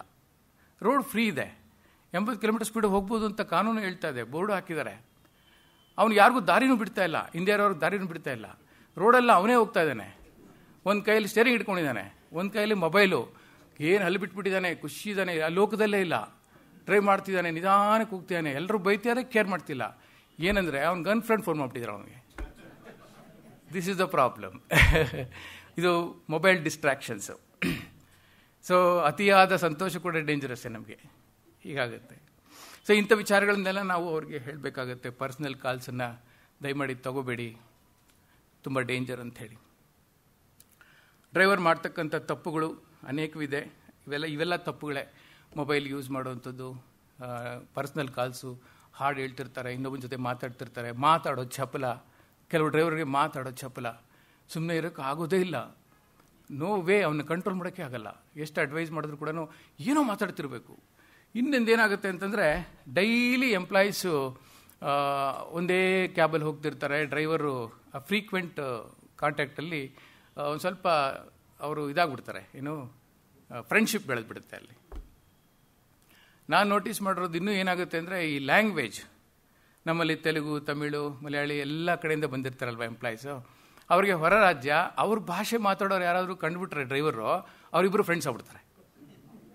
ಈಗ employee speaks Telugu, mother language is Telugu, this fellow driver speaks very fluent Telugu ಅಂತ ಇಟ್ಕೊಳ್ಳಿ. ಸೊ ಮನವಾಳು ಅಂತ ಆಗ್ಬಿಡುತ್ತೆ ಅಲ್ಲಿ. ಅದು that leads to problem actually. ಒಂದು ಸತಿ I received a very peculiar complaint. ಏನಾಗಿದೆ, ಈಗ ತುಂಬ ಫ್ರೆಂಡ್ಲಿಯಲ್ಲಿ ಮಾತಾಡಿ ಅವನೇನು ಮಾಡಿದ್ದಾನೆ, ಏನು ಸಾರ್ ಬಾಗುಂಡಾರ, ಚೆನ್ನಾಗಿದ್ದೀರಾ ಅಂತ ಶುರುವಾಗಿದೆ. So there is nothing wrong. ಆಮೇಲೆ ಸರ್ ಬ್ರೇಕ್ಫಾಸ್ಟ್ ಆಯಿತಾ? ಆಯ್ತಪ್ಪ, ಬ್ರೇಕ್ಫಾಸ್ಟ್ ಆಯಿತು. ಆಮೇಲೆ ಸರ್ ಏನು ಸರ್ ನಿಮಗೆ ಮದುವೆ ಆಗಿದೆಯಾ ಸರ್? ವೈಯಕ್ತಿಕ ವಿಚಾರಗಳು, ಮದುವೆ ಆಗಿದೆಯಾ ಸರ್ ಅಂತ. ಅದು ಏನು ತಪ್ಪಿಲ್ಲ, ಅವರು ಸ್ವಲ್ಪ ಹೌದಪ್ಪ ನನಗೆ ಮದುವೆ ಆಗಿದೆ ಅಂತ. ಸರ್ ನೆಕ್ಸ್ಟ್ ಪ್ರಶ್ನೆ ಏನು? ಮಕ್ಕಳು ಎಷ್ಟು ಜನ ಇದ್ದಾರೆ ಸರ್ ನಿಮಗೆ ಅಂತ. ಸೊ ಅದನ್ನು ಅವರು ಮಿಸ್ಟೇಕ್ ಮಾಡ್ಕೊಂಡಿಲ್ಲ, ಹೌದು ನನಗಿಬ್ಬರು ಮಕ್ಕಳಿದ್ದಾರೆ ಅಂತೇಳಿ. ಆಮೇಲೆ ತುಂಬ ಲೀನಿಯೆಂಟ್ ತೊಗೊಂಡ್ರು ಡ್ರೈವ್ಗಳು ಏನು ಮಾತಾಡ್ತಾರೆ, ಹಾಗೆ ಕ್ಯಾಶುಯಲ್ ಆಗಿ ಅವನೇಂದಿದ್ದಾನೆ, ಸರ್ ಹೆಂಡತಿ ಒಬ್ಬರೇನ ಏನಾದರೂ ಸ್ಟೆಪ್ನಿ ಗಿಪ್ನಿ ಇದೆಯಾ ಹಾಗೆ ಕೇಳಿದ್ದಾನೆ. ಅವ್ರಿಗೆ ಅಲ್ಲಿಗೆ ಸ್ವಲ್ಪ ಗಾಬರಿ ಆಗಿದೆ, ಏನು ಈಗೆಲ್ಲ ಮಾತಾಡ್ತಾನೆ ನೀವು ಅಂತ. ಅವ್ನು ಪಂಚರ್ ಆದರೆ ಅವ್ನ ಗಾಡಿನಲ್ಲಿ ಸ್ಟೆಪ್ನಿನೇ ಇರಲ್ಲ, ಇವನು ಬೇರೆಯವ್ರ ಸ್ಟೆಪ್ನಿ ಬಗ್ಗೆ ಮಾತಾಡ್ತಾರೆ. ಆಮೇಲೆ ಅವ್ರು ಹೋಗಿ ಸೀಟಿಗೆ ಕೂತ್ಕೊಂಡ್ಮೇಲೆ he wrote a complaint, he speaks like this, personal matters ಎಲ್ಲ ಕೇಳ್ತಾನೆ. ಅದು ಸೀರಿಯಸ್ ಮ್ಯಾಟ್ರ್ ಇಲ್ಲದೆ ಇರ್ಬೋದು, ಬಟ್ ಫೆಲೋ ಟ್ರಾವೆಲರ್ಸ್ ಏನಾದ್ರು ಇದನ್ನು ಕೇಳಿಸ್ಕೊಂಡು ಆ ವಿಷಯ ನನ್ನ ಹೆಂಡತಿವರೆಗೂ ಮುಟ್ಟಿದ್ರೆ matter may go up to divorce ಅಂತ ಸಂಸಾರಗಳಲ್ಲಿ. ಹಾಗಾಗಿ ಡ್ರೈವರ್ಗಳು ಅವರು ಕೇರ್ಫುಲ್ ಆಗಿರಬೇಕು, ಏನು ಮಾತಾಡಬೇಕು ಏನು ಮಾತಾಡಬಾರ್ದು ಅನ್ನೋದನ್ನು ಕೂಡ ಅವರಿಗೆ ನಾವು ಹೇಳ್ಕೊಡ್ಬೇಕು. ವೈಯಕ್ತಿಕ ವಿಚಾರಗಳು ಬರಬಾರ್ದು, ಅಲ್ಲಿ ತುಂಬ ಡಿಸ್ಟರ್ಬ್ ಆಗುತ್ತೆ ಮೈಂಡ್ಸ್ ಅಂಥೇಳಿ. ಅವ್ರನ್ನ ಎಜುಕೇಟ್ ಮಾಡೋದು ತುಂಬ ಇದೆ ಸರ್, ಭಾಳಷ್ಟು ವಿಚಾರಗಳು ಮಾಡಬೇಕಾಗಿದೆ. ಓವರ್ ಎ ಪೀರಿಯಡ್ ನಾನು ಮಾಡ್ತಿರೋದು ಅದೇನೇ, ಹೆಚ್ಚಿಗೆ ಕಾನ್ಸಂಟ್ರೇಟ್ ಮಾಡೋದು ವೃತ್ತಿಪರ ಚಾಲಕರಿಗೆ. And then drugs, alcohol consumption, ಇದರ ಬಗ್ಗೆ ನಾನು ನಿಮ್ಗೆ ಹೇಳಿದೆ ಏನು ದುರಂತಗಳು ನಡೆಯುತ್ತೆ ಅಂತೇಳಿ. ಇಂಪೇರ್ಡ್ ಡ್ರೈವರ್ಸ್ ಫ್ಯಾಟಿಗ್, ಅದ್ರ ಬಗ್ಗೆ ಹೇಳಿದೆ. ಟೂ ಮೆನಿ ಯಂಗ್ ಡ್ರೈವರ್ಸ್ ಅನ್ನೋದು, ಇದು ಪೊಲೀಸ್ನವರ ಒಂದು ಮಾಹಿತಿ. ತುಂಬ ಯಂಗ್ಸ್ಟರ್ಸ್ ಇರೋದ್ರಿಂದ ಕಂಟ್ರೋಲ್ ಮಾಡೋದು ತಪ್ಪಿದೆ ಅಂತ ಹೇಳ್ಬಿಟ್ಟು. ಹಾಗೇನಿಲ್ಲ, we need to train them, we need to educate them, will have to bring them to the mainstream, how they are suppose to. It is a profession today, and what is perfect drivers ಅಂದರೆ ಏನು, ನೀನು ಹೇಗಿರಬೇಕು, we have to groom them, no other way. ಇಲ್ಲಾಂದರೆ ತುಂಬ ಕಷ್ಟ ಇದೆ ಮುಂದಿನ ದಿನಗಳಲ್ಲಿ. ದೆನ್ ಆಕ್ಸಿಡೆಂಟ್ಸ್ಗೆ key road safety problems, vehicle related problems ಅಂದರೆ defects in vehicles, environment around the road. Defects in vehicles ಅಂದಾಗ ನೋಡಿ, ಕೆಲವು ತಪ್ಪುಗಳು ಸಾಮಾನ್ಯ ಜನ ಕೂಡ ಮಾಡ್ತಾರೆ. ಟೈಮ್ ಟು ಟೈಮ್ ನಾವು ಸರ್ವಿಸ್ ಮಾಡಲೇಬೇಕದು. ಕೆಲವೊಮ್ಮೆ ಈ ವೆಹಿಕಲ್ಸು ಇದ್ದಕ್ಕಿದ್ದಾಗೆ ಬೆಂಕಿ ಹತ್ಕೊಂಡು ಸುಟ್ಟೋಗ್ಬಿಡುತ್ತೆ. ಈ ಕಂಪ್ಲೇಂಟ್ಸ್ ನಾವು ನೋಡಿದ್ದೀವಿ ಸಾಕಷ್ಟು. ಅದಕ್ಕೆ ಒಂದು ರೀಸನ್ ಇರುತ್ತೆ. ಬೇಸಿಕಲಿ ಡ್ರೈವರ್ಸ್ ಏನು ಮಾಡ್ತಾರೆ, ಕೆಲವರು ವೆಹಿಕಲ್ಗೆ ಹೈ ಬೀಮ್ ಅಂದರೆ ಒಳ್ಳೆ ಪವರ್ಫುಲ್ ಲೈಟ್ ಇರಬೇಕು ನನಗೆ ಅಂಥೇಳಿ ಇದು ಹೈ ವೋಲ್ಟೇಜ್ ಬಲ್ಬ್ಸನ್ನ ಚೇಂಜ್ ಮಾಡಿಬಿಟ್ಟಿರ್ತಾರೆ. ಆದರೆ ಅದಕ್ಕೆ ಶೂಟಬಲ್ ಆಗುವಂಥ ಕಟೌಟ್ಸು, ವೈರ್ಸು ಚೇಂಜ್ ಮಾಡಿರಲ್ಲ. ಆವಾಗ ಶಾರ್ಟ್ ಆಗುತ್ತೆ, ಒಳಗಡೆ ಶಾರ್ಟ್ ಆಗುತ್ತೆ. ಸ್ಟಾರ್ಟ್ ಮಾಡಿದ ತಕ್ಷಣ, ಲೈಟ್ ಹಾಕಿದ ತಕ್ಷಣ ಸ್ಟಾರ್ಟ್ ಆಗುತ್ತೆ. ಶಾರ್ಟ್ ಆಗಿ ಸ್ಪಾರ್ಕ್ ಆಗುತ್ತೆ. ಸ್ಪಾರ್ಕ್ ಆಗಿದ ತಕ್ಷಣ ಇಗ್ನಿಷನ್ ಆಗಿ ಅದು ಬೆಂಕಿ ಎತ್ಕೊಂಡು ಉರಿದೋಗಿರೋಂಥ ಸಂದರ್ಭಗಳು ಸಾಕಷ್ಟಿದೆ. ಸೊ ಇದ್ರ ಬಗ್ಗೆ ಅವ್ರಿಗೆ ಮಾಹಿತಿ ಕೊಡಬೇಕು. ಏನಾದರೂ any technological change if you wants to do, it has to be done in a perfect manner. ಆ ಥರ ಹಾಗಂದ್ರಾಗೆ ಇಷ್ಟ ಬಂದಾಗೆಲ್ಲ ಅದರ ಬದಲಾವಣೆ ಮಾಡೋಕ್ಕೆ ಹೋಗಬಾರ್ದು. And secondly, tyre management is also most important. ನಮ್ಮಲ್ಲಿ ಏನು ನಾವು ತಪ್ಪು ಮಾಡ್ತೀವಿ ಜನರಲಿ ಅಂತಂದರೆ, ಅದರಲ್ಲೂ ಕ್ಯಾಬ್ ಡ್ರೈವರ್ಸು 40,000 50,000 ಕಿಲೋಮೀಟರ್ ಆಗೋಷ್ಟೊತ್ತಿಗೆ ಅದು ವೇರ್ ಔಟ್ ಆಗುತ್ತೆ. ಪ್ರತಿದಿನ ಅದು ಓಡಿಸ್ತಾನೆ ಇರ್ತಾರೆ ವೆಹಿಕಲ್ಲು, ತುಂಬಾ ಯೂಸ್ ಆಗ್ತಾ ಇರುತ್ತೆ ಅದು. ಆವಾಗ ಟೈರು ವೇರ್ ಔಟ್ ಆಗಿ ಎಷ್ಟೋ ಸತಿ ಕಂಬಿ ಕಿತ್ಕೊಂಡ್ಬಂದಿರುತ್ತೆ, ಅದು ಸ್ಕಿಡ್ ಆಗ್ತಿರುತ್ತೆ, ಕಂಪ್ಲೀಟ್ ನೈಸ್ ಆಗಿಬಿಟ್ಟಿರುತ್ತೆ, ಆದರೂ ಓಡಿಸ್ತಾ ಇರ್ತಾರೆ. ವೆರಿ ಡೇಂಜರಸ್ ಸಿಚುಯೇಷನ್ ಅದು. ಅವ್ನು ಬ್ರೇಕ್ ಹಾಕಿದ್ರೂ ಕೆಲವೊಮ್ಮೆ ನಿಲ್ಲಲ್ಲ. ಅದರಲ್ಲೂ ಏನಾದರೂ ಗ್ರೀಸ್ ಇತ್ತು, ಮರಳಿತ್ತು, ಅಥವಾ ಮಳೆ ಬಂದಿದೆ ಅಂತಂದರೆ ಮುಗ್ದೇ ಹೋಯ್ತು ಕತೆ. ಬ್ರೇಕ್ ಹಾಕಿದಾಗ ಕಾರ್ ಎಲ್ಲೋ ಹೋಗಿ ಜಿಗ್ಜಾಗ್ ಆಗಿಬಿಡುತ್ತೆ, ಎಲ್ಲೋ ಹೋಗಿ ನಿಂತುಬಿಡುತ್ತೆ. ಸೊ ಹಾಗಾಗಿ ಆ ಟೈರ್ಗಳು 4 ಟೈರು ಪರ್ಫೆಕ್ಟ್ ಆಗಿದೆಯಾ, ಅಥವಾ 3 ಟೈರು ಸೌದೋಗಿ ಒಂದು ಚೆನ್ನಾಗಿದ್ರು ಡೇಂಜರು, ಒಂದು ಸೌದೋಗ್ಬಿಟ್ಟು 3 ಟೈರ್ ಚೆನ್ನಾಗಿದ್ರು ಕೂಡ ಡೇಂಜರು. 4 ಟೈರ್ನ ವೀಲ್ ಬ್ಯಾಲೆನ್ಸಿಂಗು, ಇದನ್ನು ಮಾಡಿಸ್ತಾ ಇರಬೇಕು, ಟೈಮ್ ಟು ಟೈಮ್ ಅದು ಮಾಡಿಸ್ತಾ ಇರಬೇಕು. ಆಮೇಲೆ ಇದು ಏರ್ ಪ್ರೆಷರು ಅದನ್ನು ಚೆಕ್ ಮಾಡ್ತಾ ಇರಬೇಕು. ಅದು ಓವರ್ ಆಗಬಾರ್ದು, ಕಮ್ಮಿನೂ ಆಗ್ಬೋದು, ಬ್ಯಾಲೆನ್ಸ್ ಮಾಡ್ತಾ ಇರಬೇಕು ಅದನ್ನು. ಎಷ್ಟೋ ಸತಿ ಅದರಿಂದನೂ ಕೂಡ ನಮಗೆ ತೊಂದರೆಗಳಾಗುತ್ತೆ, ಆಕ್ಸಿಡೆಂಟ್ಗಳಾಗುತ್ತೆ. ಸೊ ಹೀಗೆ ಬೇಸಿಕ್ ಟೆಕ್ನಿಕಲ್ ನಾಲೆಡ್ಜನ್ನು ಅವನಿಗೆ ಹೇಳಬೇಕಾಗುತ್ತೆ. ಒಬ್ಬ ಪ್ರೊಫೆಷನಲ್ ವೃತ್ತಿಪರ ಚಾಲಕನಾದವನು ವೆಹಿಕಲ್ನ ಯಾವ್ಯಾವ ರೀತಿ ಅವನು ಡೂಸ್ ಆ್ಯಂಡ್ ಡೋಂಟ್ಸ್, ಏನು ಮಾಡಬೇಕು ಏನು ಮಾಡಬಾರ್ದು, ಒಂದು ಪ್ರೀ ಚೆಕ್, ಒಂದು ರೌಂಡ್ ಹೋಗಬೇಕು, ವೆಹಿಕಲ್ನ ಚೆಕ್ ಮಾಡಬೇಕು, ಎಂಜಿನ್ನು, ಕೂಲೆಂಟು, ಆಯಿಲು, ಡೀಸೆಲ್ ಇದೆಯಾ ಇಲ್ವಾ. ಎಷ್ಟೋ ಜನ ಪ್ಲ್ಯಾನಿಂಗೇ ಇರಲ್ಲ, ಒಳ್ಳೆ ಟ್ರಾಫಿಕ್ಕು, ಮಧ್ಯದಲ್ಲಿ ಡೀಸೆಲ್ ಇಲ್ಲ, ನಿಂತೋಗುತ್ತೆ, ಟ್ಯಾಂಕ್ ಇಟ್ಕೊಂಡು ಹೋಗ್ಬೇಕು ಅವನು ಇಟ್ಕೊಂಬರೋದಕ್ಕೆ. So it's a waste of time and traffic jam, many problems. ಇವತ್ತು ಪ್ಲಾನಿಂಗ್ ಇಲ್ಲ ಅಂದರೆ ತುಂಬ ಕಷ್ಟ. ಎನ್ವಿರಾನ್ಮೆಂಟ್ ಅರೌಂಡ್ ದಿ ರೋಡ್ಸ್ ಅಂತ. ಸೊ ಇದ್ರ ಬಗ್ಗೆ ಏನು ಹೇಳಿ ನಾನು. ರೋಡ್ಸು ಫಸ್ಟ್ ಆಫ್ ಆಲ್ ನಮ್ಗೆ ಇಲ್ಲವೇ ಇಲ್ಲ. ಎನಿ ಟೈಮ್ ಅಗದಿರ್ಬೋದು, ಹಳ್ಳಿಗಳಿರ್ಬೋದು, ಇದ್ದಕ್ಕಿದ್ದಾಗೆ ನ್ಯಾರೋ ಆಗುತ್ತೆ.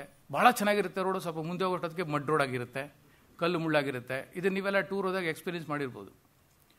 ಒಂದು ಸತಿ ಸರ್ ನಾನು ಬೇಲೂರು ಹಳೇಬೀಡಿಗೆ ಹೋಗಬೇಕು ಅಂತ ಹೋಗಿದ್ದೀನಿ, ಹಾಸನ್ ಸಿಟಿ ದಾಟಿದ್ದೀನಿ, ಡೈರೆಕ್ಷನ್ ತೋರಿಸ್ತಾ ಇದೆ ಟುವರ್ಡ್ಸ್ ಬೇಲೂರು ಅಂತ, 2 ಕಿಲೋಮೀಟರ್ ಮುಂದೆ ಹೋಗಿದ್ದೀನಿ, ರೋಡೇ ಇಲ್ಲ, finished. So I entered a wrong route, but direction ಇದೆ ಅಲ್ಲಿ. ಹೀಗೆಲ್ಲ ಆಗುತ್ತೆ. ನಾವು ತುಂಬ ಎಚ್ಚರಿಕೆಯಿಂದ ಇರಬೇಕು. ಒಂದು ಸತಿ ಕ್ರಾಸ್ ರೋಡ್ಸಲ್ಲಿ ಹೋಗೋದು ಕೂಡ ಅತಿ ಡೇಂಜರಸ್. ಯಾವುದೋ ಸೈಡ್ ರೋಡ್ ಇದೆ, ಕ್ರಾಸ್ ರೋಡ್ ಇದೆ ಅಂತ ಹೋದಾಗ ತುಂಬ ಅಪಾಯ, ನಮ್ಗೆ ಗೊತ್ತಿರಲ್ಲ ಏನು ಅಂತ. ಆದಷ್ಟು ಮೇನ್ ರೋಡ್ಸಲ್ಲಿ ನಾವು ಟ್ರಾವೆಲ್ ಮಾಡೋದು ಸೇಫ್. ಸ್ವಲ್ಪ ಲೇಟ್ ಆದರೂ ಚಿಂತೆ ಇಲ್ಲ, ಮೇನ್ ರೋಡ್ಸಲ್ಲಿ ಹೋಗೋದು ಭಾಳ ಸೇಫ್. ಆ್ಯಂಡ್ ರೋಡ್ಸು ನಿಮಗೆ ಗೊತ್ತಿದೆ, ಈ ನಮ್ಮಲ್ಲಿ ಅಂಡರ್ಸ್ಟ್ಯಾಂಡಿಂಗ್ ಇಲ್ಲ. KEB, ವಾಟರು, ಯಾರು ಯಾವಾಗ ಬಂದು ಅಗಿತಾರೆ ಅಂತ ಗೊತ್ತಿಲ್ಲ. ಫಸ್ಟ್ ಕ್ಲಾಸ್ ರೋಡಾಗಿರುತ್ತೆ, ಇದ್ದಕ್ಕಿದ್ದಾಗ ಲೀಕೇಜ್ ವಾಟರ್ ಅಂತೇಳಿ ಅದು ಬಂದು ಅಗದು ಬಿಸಾಕ್ತಾರೆ. ಅವ್ರು ಬಂದು ಸರ್ಮಾಡ ಆಗೋಷ್ಟೊತ್ತಿಗೆ ಇನ್ಯಾರೋ KEBನವರೋ ಇನ್ನೊಂದು ಯಾರೋ ಕೇಬಲ್ ಆಪರೇಟರು ಯಾರೋ ಬಂದು ಅಗದಾಕಿರ್ತಾನೆ ಅಲ್ಲಿ. ಈ ಅಂಡರ್ಸ್ಟ್ಯಾಂಡಿಂಗ್ ನಮ್ಮಲ್ಲಿಲ್ಲ. ಇವಾಗ ವೈಟ್ ಟಾಪಿಂಗ್ ಅಂತ ಆಗ್ತಾ ಇದೆ ನಗರದಲ್ಲಿ, ಅದೊಂದು ಒಳ್ಳೆ ಡೆವಲಪ್ಮೆಂಟ್ ಆ್ಯಕ್ಚುಲಿ. ಸಾಕಷ್ಟು ರಿಂಗ್ ರೋಡಲ್ಲಿ ಬದಲಾವಣೆಗಳಾಗ್ತಾ ಇದೆ. ಅದರಲ್ಲಿ ಹೇಗೆ ಅಂತಂದರೆ ಇದೆಲ್ಲ ಆಗಬಾರ್ದು, ಯಾರು ಆ ರೀತಿ ಮೊದಲೇ ಪ್ರೊಟೆಕ್ಷನ್ ಆಗಿರುತ್ತೆ. Because it is concrete, total ರೋಡನ್ನು ಭಾಳ ಚೆನ್ನಾಗಿ ಸಿಮೆಂಟಿಂಗ್ ಮಾಡ್ತಾ ಇದ್ದಾರೆ. It's well planned actually. ಅದು ನಗರದಾದ್ಯಂತ ಆಗಬೇಕು ಅಂತ ಕೂಡ ನಾವು ಬಯಸಬೇಕು. ಸೊ ಅದರಲ್ಲಿ ಅಟ್ಲೀಸ್ಟ್ ಮಿನಿಮಮ್ 10 ವರ್ಷ ಯಾರು ಅಗಿಬಾರ್ದು, ಇದೆಲ್ಲ ಕಂಡೀಷನ್ಸ್ ಇದೆ. ಆ ಥರದಲ್ಲೇ ಅದನ್ನು ಮಾಡ್ತಾ ಇದ್ದಾರೆ. ಅವು ಎಷ್ಟೇ ಮಳೆ ಬಂದರೂ ಕೂಡ ಅದು ಹಳ್ಳ ಬೀಳಲ್ಲ, ಕಿತ್ತೋಗಲ್ಲ. ಇಲ್ಲಿ ಒಳ್ಳೆ ಕಾಂಕ್ರೀಟ್ ಅದು, ಅಂದರೆ ಒಳ್ಳೆ ಕೆಲಸ ಆಗಿದ್ರೆ ಮಾತ್ರ. ಸರ್ ಎಕ್ಸಾಕ್ಟ್ಲಿ, ಎಸ್, ಅದ್ರ ಮೇಲೆ ಡಿಪೆಂಡ್ ಆಗುತ್ತೆ understanding. So that is environment around the road. ಆಮೇಲೆ road markings, road engineering is also most important. Proper markings ಇರಬೇಕು, ಪ್ರಾಪರ್ ಡೈರೆಕ್ಷನ್ಸ್ ಇರಬೇಕು, ಅದರಲ್ಲಿ ಪೆಡೆಸ್ಟ್ರಿಯನ್ ಕ್ರಾಸಿಂಗ್ಸ್ ಇರಬೇಕು, ಝೀಬ್ರಾ ಕ್ರಾಸಿಂಗ್ಸ್ ಇರಬೇಕು. ಆಮೇಲೆ ನಾನ್ ಟಾಲರಬಲ್ ಕ್ರಾಸಿಂಗ್ಸ್ ಇವತ್ತೆಲ್ಲ ಸರ್ಕಲ್ಸಲ್ಲಿ ಆಗ್ತಿದ್ದಾರೆ, ಅದರಲ್ಲಿರಬೇಕು. ಅದ್ರ ಬಗ್ಗೆ ಜನಸಾಮಾನ್ಯರಿಗೆ ಅರಿವು ಕೂಡ ಮೂಡಿಸಬೇಕು ಟ್ರಾಫಿಕ್ ಮ್ಯಾನೇಜ್ಮೆಂಟ್ನವರು, ಎಲ್ಲಿ ಏನು ಅಂತ ಹೇಳಿಬಿಟ್ಟು. ಆಮೇಲೆ ನೆಕ್ಸ್ಟು ಪಿಕ್ಚರ್ಸ್ ನಾನು ನಿಮಗೆ ತೋರಿಸ್ತೀನಿ. ಎಲ್ಲೋ ಸಿಗ್ನಲ್ ಇರುತ್ತೆ, ಇನ್ನೆಲ್ಲೋ ಸ್ಟಾಪೇಜ್ ಇರುತ್ತೆ. ಕೆಲವೊಮ್ಮೆ ಮರ ಅಡ್ಡ ಬಂದಿರುತ್ತೆ, ಅಲ್ಲಿ ಏನು ಗ್ರೀನು, ಅಂಬರು, ರೆಡ್ ಬರುತ್ತೆ, ಏನು ಗೊತ್ತಾಗಲ್ಲ. ಆಮೇಲೆ ಅಲ್ಲಿ ನಿಲ್ಲಿಸಬಾರ್ದಾ ಅನ್ನೋ ಡೌಟ್ ಕೂಡ ಬರುತ್ತೆ ಪೆಡೆಸ್ಟ್ರಿಯನ್ಸ್ಗೆ. ಸೊ ಆವಾಗ ವೈಲೇಷನ್ ಆಫ್ ಟ್ರಾಫಿಕ್ ರೂಲ್ಸ್ ಆಗುತ್ತೆ, ಆಕ್ಸಿಡೆಂಟ್ಗಳು ನಡೆದೋಗುತ್ತೆ. ಸೊ ಇದ್ರ ಬಗ್ಗೆ ಎನ್ಫೋರ್ಸ್ಮೆಂಟ್ ಅಥಾರಿಟಿ ಕೂಡ ಎಚ್ಚರಿಕೆ ವಹಿಸಬೇಕಾಗುತ್ತೆ. Road related defects, dangerous and road locations. ಕೆಲವು locations very very dangerous, like mountain, ಬೆಟ್ಟಗಳಲ್ಲಿ, ಗುಡ್ಡಗಾಡು, ಹೇರ್ ಪಿನ್ ಕರ್ವು. ವರ್ಲ್ಡ್ಸಲ್ಲಿ ಕೆಲವು ದೇಶಗಳಂತೂ ಭಾಳ ಇದ್ದಕ್ಕಿದ್ದಾಗ ಲ್ಯಾಂಡ್ ಸ್ಲೈಡ್ ಆಗುತ್ತೆ, ತುಂಬ ಇದೆ. ಅದು ಲೊಕೇಶನ್ ಮೇಲೆ ಡಿಪೆಂಡ್ ಆಗುತ್ತೆ, ಯಾವ ಥರ ಪ್ರದೇಶ. ಇವಾಗ ಮರ್ಕೆರಾಗಿ ಹೋದರೆ ರೋಡ್ಸ್ ಡಿಫ್ರೆಂಟು, ಹಾಸನ ಬರೋಷ್ಟೊತ್ತಿಗೆ ಪ್ಲೈನ್ ಏರಿಯಾ ಬಂದುಬಿಡುತ್ತೆ. ಹೀಗೆ ರೋಡ್ ಕಂಡೀಷನ್ಸ್. ಪೆಡೆಸ್ಟ್ರಿಯನ್ಸ್ ಪ್ರಾಬ್ಲಮ್, ಇದು ಬಹಳ ದೊಡ್ಡ ಸಮಸ್ಯೆ ಸರ್. ಇದರಲ್ಲೂ ಕೂಡ more than 30% of the accidents ಇವತ್ತು ದುರಂತಗಳು ನಡೀತಿರೋದು ಪೆಡೆಸ್ಟ್ರಿಯನ್ಸಿಂದ. ನಾವು ಇದು ಸ್ಕೈ ವಾಕರ್ಸ್ ಅಂತೇಳಿ ಸಾಕಷ್ಟು ಮಾಡ್ತಿದ್ದಾರೆ, ಅದನ್ನು ಬಳಸೋದು ಅನ್ನೋ ಮನೋಭಾವನೆ ಬರ್ತಾ ಇಲ್ಲ. ಸಾಕಷ್ಟು ಸ್ಕೈ ವಾಕರ್ಸ್ ಖಾಲಿ ಬಿದ್ದಿರುತ್ತೆ, ಯಾರು ಯೂಸೇ ಮಾಡಲ್ಲ. ಅಂಡರ್ ಪಾಸ್ಗಳು ರೀಸೆಂಟ್ ಪೇಪರ್ ಇನ್ಫಾರ್ಮೇಷನ್ ಪ್ರಕಾರ ಎಷ್ಟೋ ಲಾಕ್ ಮಾಡಿದ್ದಾರೆ, ಗಬ್ಬು ನಾತ ಹೊಡೆಯುತ್ತೆ, ಮೇಂಟೈನ್ ಮಾಡಲ್ಲ, ಅದನ್ನ ಯಾರು ಯೂಸ್ ಮಾಡ್ತಾ ಇಲ್ಲ. ಕೋಟ್ಯಾಂತರ ರೂಪಾಯಿ ವೇಸ್ಟ್ ಮಾಡ್ತಿರೋದು. ಆಮೇಲೆ ರೋಡು ಎಲ್ಲಂದ್ರಲ್ಲೇ ಕ್ರಾಸು ಮಾಡ್ತಾರೆ, ಗಾಬರಿ, ಮುಂದೆ ಹೋಗ್ತಾರ ಹಿಂದೆ ಬರ್ತಾರ ಗೊತ್ತಾಗಲ್ಲ. ಯಾರು ಈ ಪೆಡೆಸ್ಟ್ರಿಯನ್ಸು? ಎಂಥ ದುರಂತಗಳು. ನಾನು ಕಾರಲ್ಲಿ ಕೂತು ನಾನೇನು ಮಾಡ್ತೀನಿ, ಡ್ರೈವ್ ಮಾಡುವಾಗ ನೋಡು ಹೆಂಗೆ ದಾಟ್ತಾರೆ ರಸ್ತೆ ಅಂತೇಳಿ ನಾನು ಬೈತಾ ಇರ್ತೀನಿ. ಅದೇ ನಾನು ರೋಸ್ತೆಗೆ ಬಂದಮೇಲೆ ನಾನು ಡ್ರೈವರ್ಗಳನ್ನ ಬೈತಾ ಇರ್ತೀನಿ. So I am the pedestrian, I am the driver, it's me everything, ಎಲ್ಲವೂ ನಾನೇ. ಹಾಗಿದ್ರೆ ಬದಲಾವಣೆ ಆಗಬೇಕಾಗಿರೋದು ಯಾರು? ನಾನೇ. ಬೇರೆ ದೂಷಿಸಿ ಪ್ರಯೋಜನ ಇಲ್ಲ, ನಾನೇ ಬದಲಾವಣೆ ಆಗಬೇಕು. ಮೈಸೂರು ಮತ್ತು ಬೆಂಗಳೂರು ಮಧ್ಯೆ ಈ ಪೆಡೆಸ್ಟ್ರಿಯನ್ ದುರಂತಗಳು ತುಂಬ ಆಗ್ತಾ ಇದೆ ಅಂತ ನಾನು ಕೇಳ್ಪಟ್ಟಿದ್ದೀನಿ. ಯಾಕೆಂದರೆ ನೋಡಿ, ಆ ಡಿವೈಡರಲ್ಲಿ ಗಿಡ ಬೆಳೆಸಿರ್ತಾರೆ, ಅದು ಫೆನ್ಸ್ ಮಾಡಿರಲ್ಲ. ಆ ಗಿಡದ ಮಧ್ಯದಲ್ಲಿ ಬಂದು ನಿಂತಿರ್ತಾರೆ ಜನ ರಸ್ತೆ ದಾಟಕ್ಕೆ, ನಿಮ್ಗೆ ಕಾಣಲ್ಲ. ಕಾರಲ್ಲಿ ಹೋಗ್ತಾ ಇರ್ಬೇಕಾದ್ರೆ ಮುಂದೆ ಏನಿದೆ ಅಂತ ಕಾಣಲ್ಲ, suddenly they will appear to the road. ಅಷ್ಟಲ್ಲಿ ಅದ್ರ ನಾವು ರಿಯಲೈಸ್ ಮಾಡಿ ಬ್ರೇಕ್ ಆಗೋಷ್ಟೊತ್ತಿಗೆ ಮುಗಿದೋಯ್ತು. ದಡ ಒಂದು ಸಣ್ಣ ಏಟು ಸಾಕು, ರಸ್ತೆ ಬಿದ್ದೋಗ್ತಾರೆ. There ends the matter, they die. ಆಮೇಲೆ ಪೆಡೆಸ್ಟ್ರಿಯನ್ ಕ್ರಾಸಿಂಗ್ ಅಂತ ಎಲ್ಲಿ ಹಾಕಿರ್ತಾರೆ, ಅಬ್ಸರ್ವ್ ಮಾಡಿ ಬೇಕಾದರೆ ಅಲ್ಲಿ ಜನ ಕ್ರಾಸ್ ಮಾಡ್ತಿರಲ್ಲ, ಅವ್ರಿಗಿಷ್ಟ ಬಂದ ಕಡೆನೇ ಮಾಡ್ತಾ ಇರ್ತಾರೆ. ಅದರಲ್ಲಿ ಏನಾದರೂ ಚೌಲ್ಟ್ರಿಗಳು, ಮದುವೆ ಸಮಾರಂಭಗಳು ನಡೀತಿದೆ ಪಕ್ಕದಲ್ಲಿ ಅಂತಂದರೆ ಅಲ್ಲಿ ತುಂಬ ಜನ ಕ್ರಾಸ್ ಮಾಡ್ತಾ ಇರ್ತಾರೆ. ಅದು ಫಂಕ್ಷನ್ಗಳು ನಾರ್ಮಲಿ ವೀಕೆಂಡ್ಸ್ ಇರುತ್ತೆ, ವೀಕೆಂಡ್ ಟ್ರಾಫಿಕ್ಕು ಜಾಸ್ತಿ ಇರುತ್ತೆ ಬೆಂಗಳೂರಿಂದ ಹೋಗೋ ವಾಹನಗಳು. ಅಲ್ಲಿ ಪೆಟ್ರೋಲಿಂಗ್ ಅಂತ ಒಂದು ವೆಹಿಕಲ್ ಇದೆ, ಅದೆಲ್ಲಿದೆ ಅಂತ ನಾನು ಇದುವರೆಗೂ ನೋಡಿಲ್ಲ, ಎಲ್ಲೋ ನಿಲ್ಸ್ಕೊಂಡಿರ್ತಾನೆ, ಓಡಾಡ್ತಿರಲ್ಲ. I am not blaming anybody. ನಮ್ಮ ಮನೋಭಾವನೆ, ಜನಗಳ ಮನೋಭಾವನೆ. ನಾವು ಸ್ವಲ್ಪ ಸೇಫ್ಟಿ, ಸಾಮಾನ್ಯ ಪ್ರಜ್ಞೆನ ಮೆರಿಬೇಕಲ್ವಾ. ಇದು ಸುರಕ್ಷತೆ ಅಲ್ಲ, ಎಲ್ಲಿ ಸುರಕ್ಷಿತವಾಗಿ ನಾವು ದಾಟಬಹುದು ರಸ್ತೆ ಅಲ್ಲೇ ದಾಟಬೇಕು ಅಂಥೇಳಿ ನಾವು ಯೋಚನೆ ಮಾಡಬೇಕಾಗತ್ತೆ. ಆಮೇಲೆ ಹಾಗೆಯೇ ವೃದ್ಧರು, ವಯಸ್ಸಾದವರು ಸಡನ್ಲಿ ದೇ ಕೆನಾಟ್ ಗೋ, ರಸ್ತೆನ ಸಡನ್ನಾಗಿ ದಾಟಕ್ಕಾಗಲ್ಲ. ಕಂಟಿನ್ಯೂಸ್ ಫ್ಲೋ ಆಫ್ ವೆಹಿಕಲ್ಸ್ ಇರುತ್ತೆ. ಆ ಥರ ಅವ್ರಿಗೆ ಎಷ್ಟೋ ಸತಿ ಅರ್ಧ ದಾರಿಗೆ ಬಂದು ನಿಂತೋಗ್ಬಿಡ್ತಾರೆ. ಏನು ಮಾಡಬೇಕು ಅಂತ ಗೊತ್ತಾರ, ಹಿಂದಕ್ಕೆ ಹೋಗ್ತಾರ ಮುಂದಕ್ಕೆ ಬರ್ತಾರ ಗೊತ್ತಿರಲ್ಲ. ಸೊ ಇದೊಂದು ಬಹಳ ದುರಂತವೇ ಸರಿ. ಇದರಲ್ಲಿ ಒಂದು ಮನಸ್ಥಿತಿ ನಮಗೆ ಬದಲಾವಣೆ ಆಗಬೇಕು ಅಂತ ಹೇಳಿ ನಾವು ಹೇಳಬೇಕು ಅಷ್ಟೇ. ಪೆಡೆಸ್ಟ್ರಿಯನ್ ಇದರಲ್ಲಿ ಕ್ರಾಸಿಂಗಲ್ಲಿ ನಾವು ಜನಗಳೇನೆ ನಾವು ನಮ್ಮನ್ನು ಅರ್ಥ ಮಾಡಿಕೊಂಡು ಯಾವಾಗ ಒಂದು ವ್ಯವಸ್ಥೆ ಕೂಡ ಅದಕ್ಕೆ ವ್ಯವಸ್ಥೆ ಮಾಡಬೇಕು. ಪೆಡೆಸ್ಟ್ರಿಯನ್ಸ್ಗೆ ಒಂದು ಸಪ್ರೇಟ್ ವ್ಯವಸ್ಥೆ. ಫುಟ್ಪಾತ್ ಅಂತ ಇಲ್ಲವೇ ಇಲ್ಲ. ಏನು ಮಾಡೋದು, ಎಲ್ಲಿ ಅವರು ಪ್ರಯಾಣ ಇದು ನಡ್ಕೊಂಡು ಹೋಗೋದು, ರಸ್ತೆಗಳಲ್ಲೇ ನಡಿಬೇಕು, ಬೇರೆ ದಾರಿನಲ್ಲ ಎಷ್ಟೋ ಕಡೆ. ಸೊ ಹೀಗೆ ಪರಿಸ್ಥಿತಿಗಳು ಅದನ್ನು ನಾವುಗಳೇ ಅರ್ಥ ಮಾಡ್ಕೋಬೇಕು. ಸಮಾಜ ಬದಲಾಗಬೇಕು, ಸುಧಾರಣೆಗಳಾಗಬೇಕು. ಆಗಲೇ ಏನಾದರೂ ಒಂದು ಪೆಡೆಸ್ಟ್ರಿಯನ್ ಸೇಫ್ ಆಗೋದಕ್ಕೆ ಸಾಧ್ಯ. ಪೂರ್ ರೆಸ್ಕ್ಯೂ ಸಿಸ್ಟಮ್ಸ್, ನಾನು ನಿನ್ನೆನೇ ಹೇಳಿದ್ದೀನಿ, ಇಲ್ಲ ನಮ್ಮಲ್ಲಿ ರೆಸ್ಕ್ಯೂ ಸಿಸ್ಟಮ್ ಅನ್ನೋದು ಇಲ್ಲವೇ ಇಲ್ಲ. ದುರಂತ ನಡೀತಾ ನಮ್ಮ ಮನೆ ಬರ ಬಿದ್ವಿ ಅಂತಾನೆ.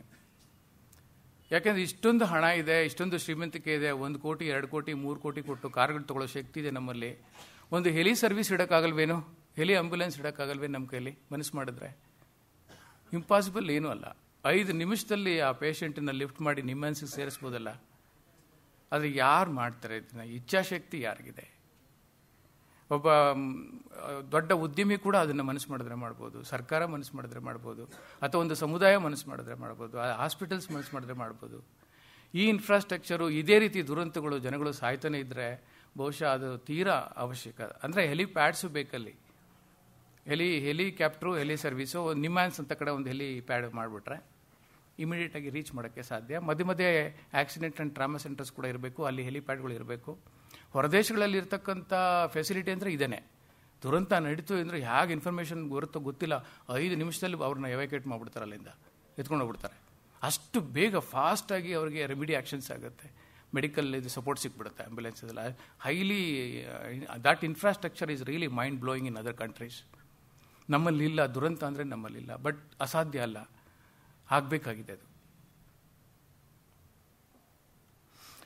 Type of road traffic violations ಯಾವ್ಯಾವ ರೀತಿ ಆಗುತ್ತೆ ರಸ್ತೆಗಳಲ್ಲಿ ಅಂಥೇಳಿ. ಟ್ರಾಫಿಕ್ ವೈಲೇಷನ್ಸ್ ಇದೆಲ್ಲಾನು. So parking violations, driver passenger violations, moving violations, signal violations, vehicle violations, administrative violations ಎಲ್ಲ ಸೇರಿಕೊಳ್ಳುತ್ತೆ. ನಾನು ನಿನ್ನೆ ನಿಮ್ಗೊಂದು ಕತೆ ಹೇಳಿದೆ, ನೆನಪಿದೆಯಲ್ಲ ಗೊತ್ತಿಲ್ಲ. ಈ ಮನುಷ್ಯ ಅರುಣ್ ಕುಮಾರ್ ಅಂತ ಹೇಳುವ ಪೊಲೀಸ್ ಕಾನ್ಸ್ಟೇಬಲು, ಕಾಮಾಕ್ಷಿ ಪ್ಯಾಲೇಸ್, ಅವರ ಫೋಟೋ ಇಲ್ಲಿ ಹಾಕಿದ್ದೀನಿ ನಾನು. ಇದೇ ವ್ಯಕ್ತಿ ದುರ್ದೈವ BMTC ಬಸ್ ಹೊಡೆದು ಸ್ಪಾಟಲ್ಲಿ ತೀರೋದ್ರು. ಸೊ ಇಲ್ಲಿ ಒಂದು ವಿಡಿಯೋ ತೋರಿಸ್ತೀನಿ ನಿಮಗೆ. ಕಲ್ಕತ್ತಾ ಟ್ರಾಫಿಕ್ ಪೊಲೀಸ್ನವರು ಇದನ್ನು ಪ್ರೊಡ್ಯೂಸ್ ಮಾಡಿದ್ದಾರೆ. ತುಂಬ ಮೀನಿಂಗ್ಫುಲ್ ಆಗಿದೆ ನೋಡಿ. ಲೈವ್ ಇದೆ, ಆ್ಯಕ್ಚುಲಿ ಇಟ್ಸ್ ಆಲ್ ಲೈವ್ ಆಗಿರುವಂಥದ್ದು.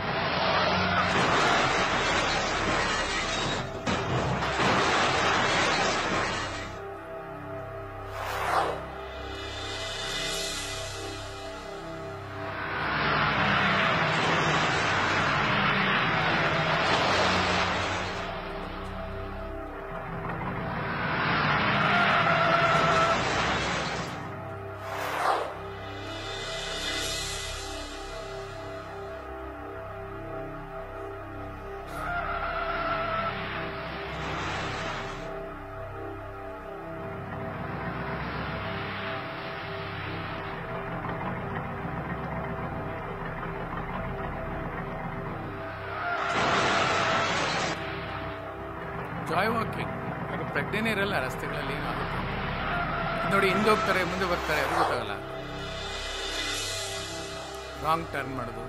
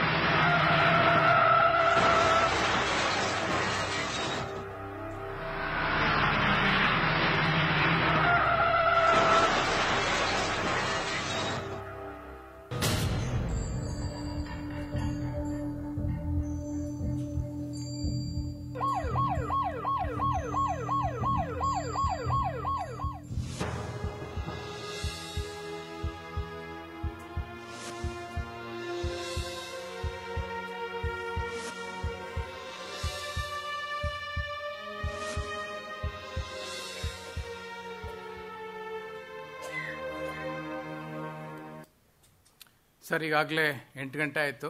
ತಾವೊಂದು ಇನ್ನೊಂದು 5 ನಿಮಿಷ ಇರೋದಾದರೆ ಇನ್ನೊಂದು ವಿಡಿಯೋ ತೋರಿಸ್ಬಿಡ್ತೀನಿ, ತಮ್ಮ ಅನುಮತಿ ಇದ್ದರೆ.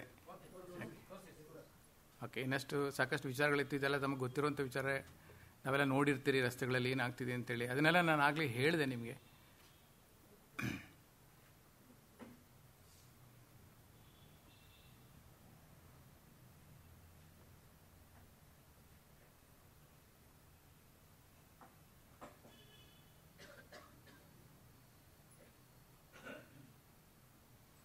ಈ ರೋಡ್ ರೇಜು ಭಯಂಕರ ಸಿಟ್ಟು ಜನಗಳಿಗೆ, ಅದರಿಂದ ತುಂಬ ದುರಂತಗಳಾಗ್ತಾ ಇದೆ. ಆ ರೋಡ್ ರೇಜ್ ಕಮ್ಮಿ ಆಗಬೇಕು ಅಂತಂದರೆ ನನಗೆ ಗೊತ್ತಿರೋ ಹಾಗೆ ಭಗವದ್ಗೀತೆಯ ಸಂದೇಶ ಒಂದಿದೆ, ಅದನ್ನು ಹಾಕ್ಕೊಂಡಿದ್ದೀನಿ. How do we control hour anger ಅಂತ. ನಾನೇನು ಎಕ್ಸ್ಪ್ಲೇನ್ ಮಾಡೋಕ್ಕೆ ಹೋಗಲ್ಲ, ತಾವೆಲ್ಲ ಓದ್ಬೋದು.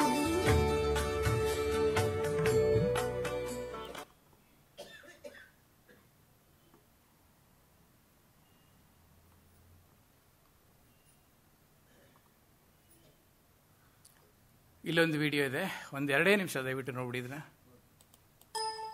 ಕೊನೆಯದಾಗಿ ನನಗೆ ಹೇಳಬೇಕು ಅಂತ ಆಸೆ ಪಡ್ತೀನಿ. ವಿಕ್ಕಿ ಕೇಜ್ ಅಂತ ಹೇಳಿ ಗ್ರಾಮಿ ಅವಾರ್ಡ್ ಬಂತು ಅವ್ರಿಗೆ, ನಮ್ಮ ಕರ್ನಾಟಕದವರೇ. ತುಂಬ ಬ್ಯೂಟಿಫುಲ್ ಆಗಿ ಸಾಂಗನ್ನು ಕಂಪೋಸ್ ಮಾಡಿದ್ದಾರೆ.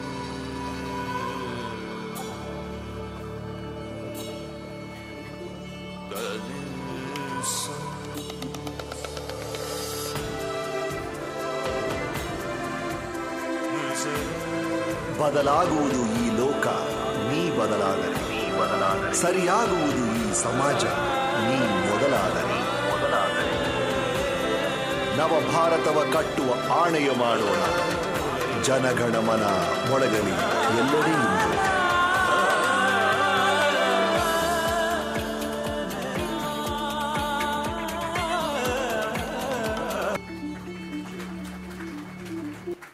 ನೀವು ಬಯಸುವ ಬದಲಾವಣೆ ನೀವೇ ಆಗಿ ತೋರಿಸಿ.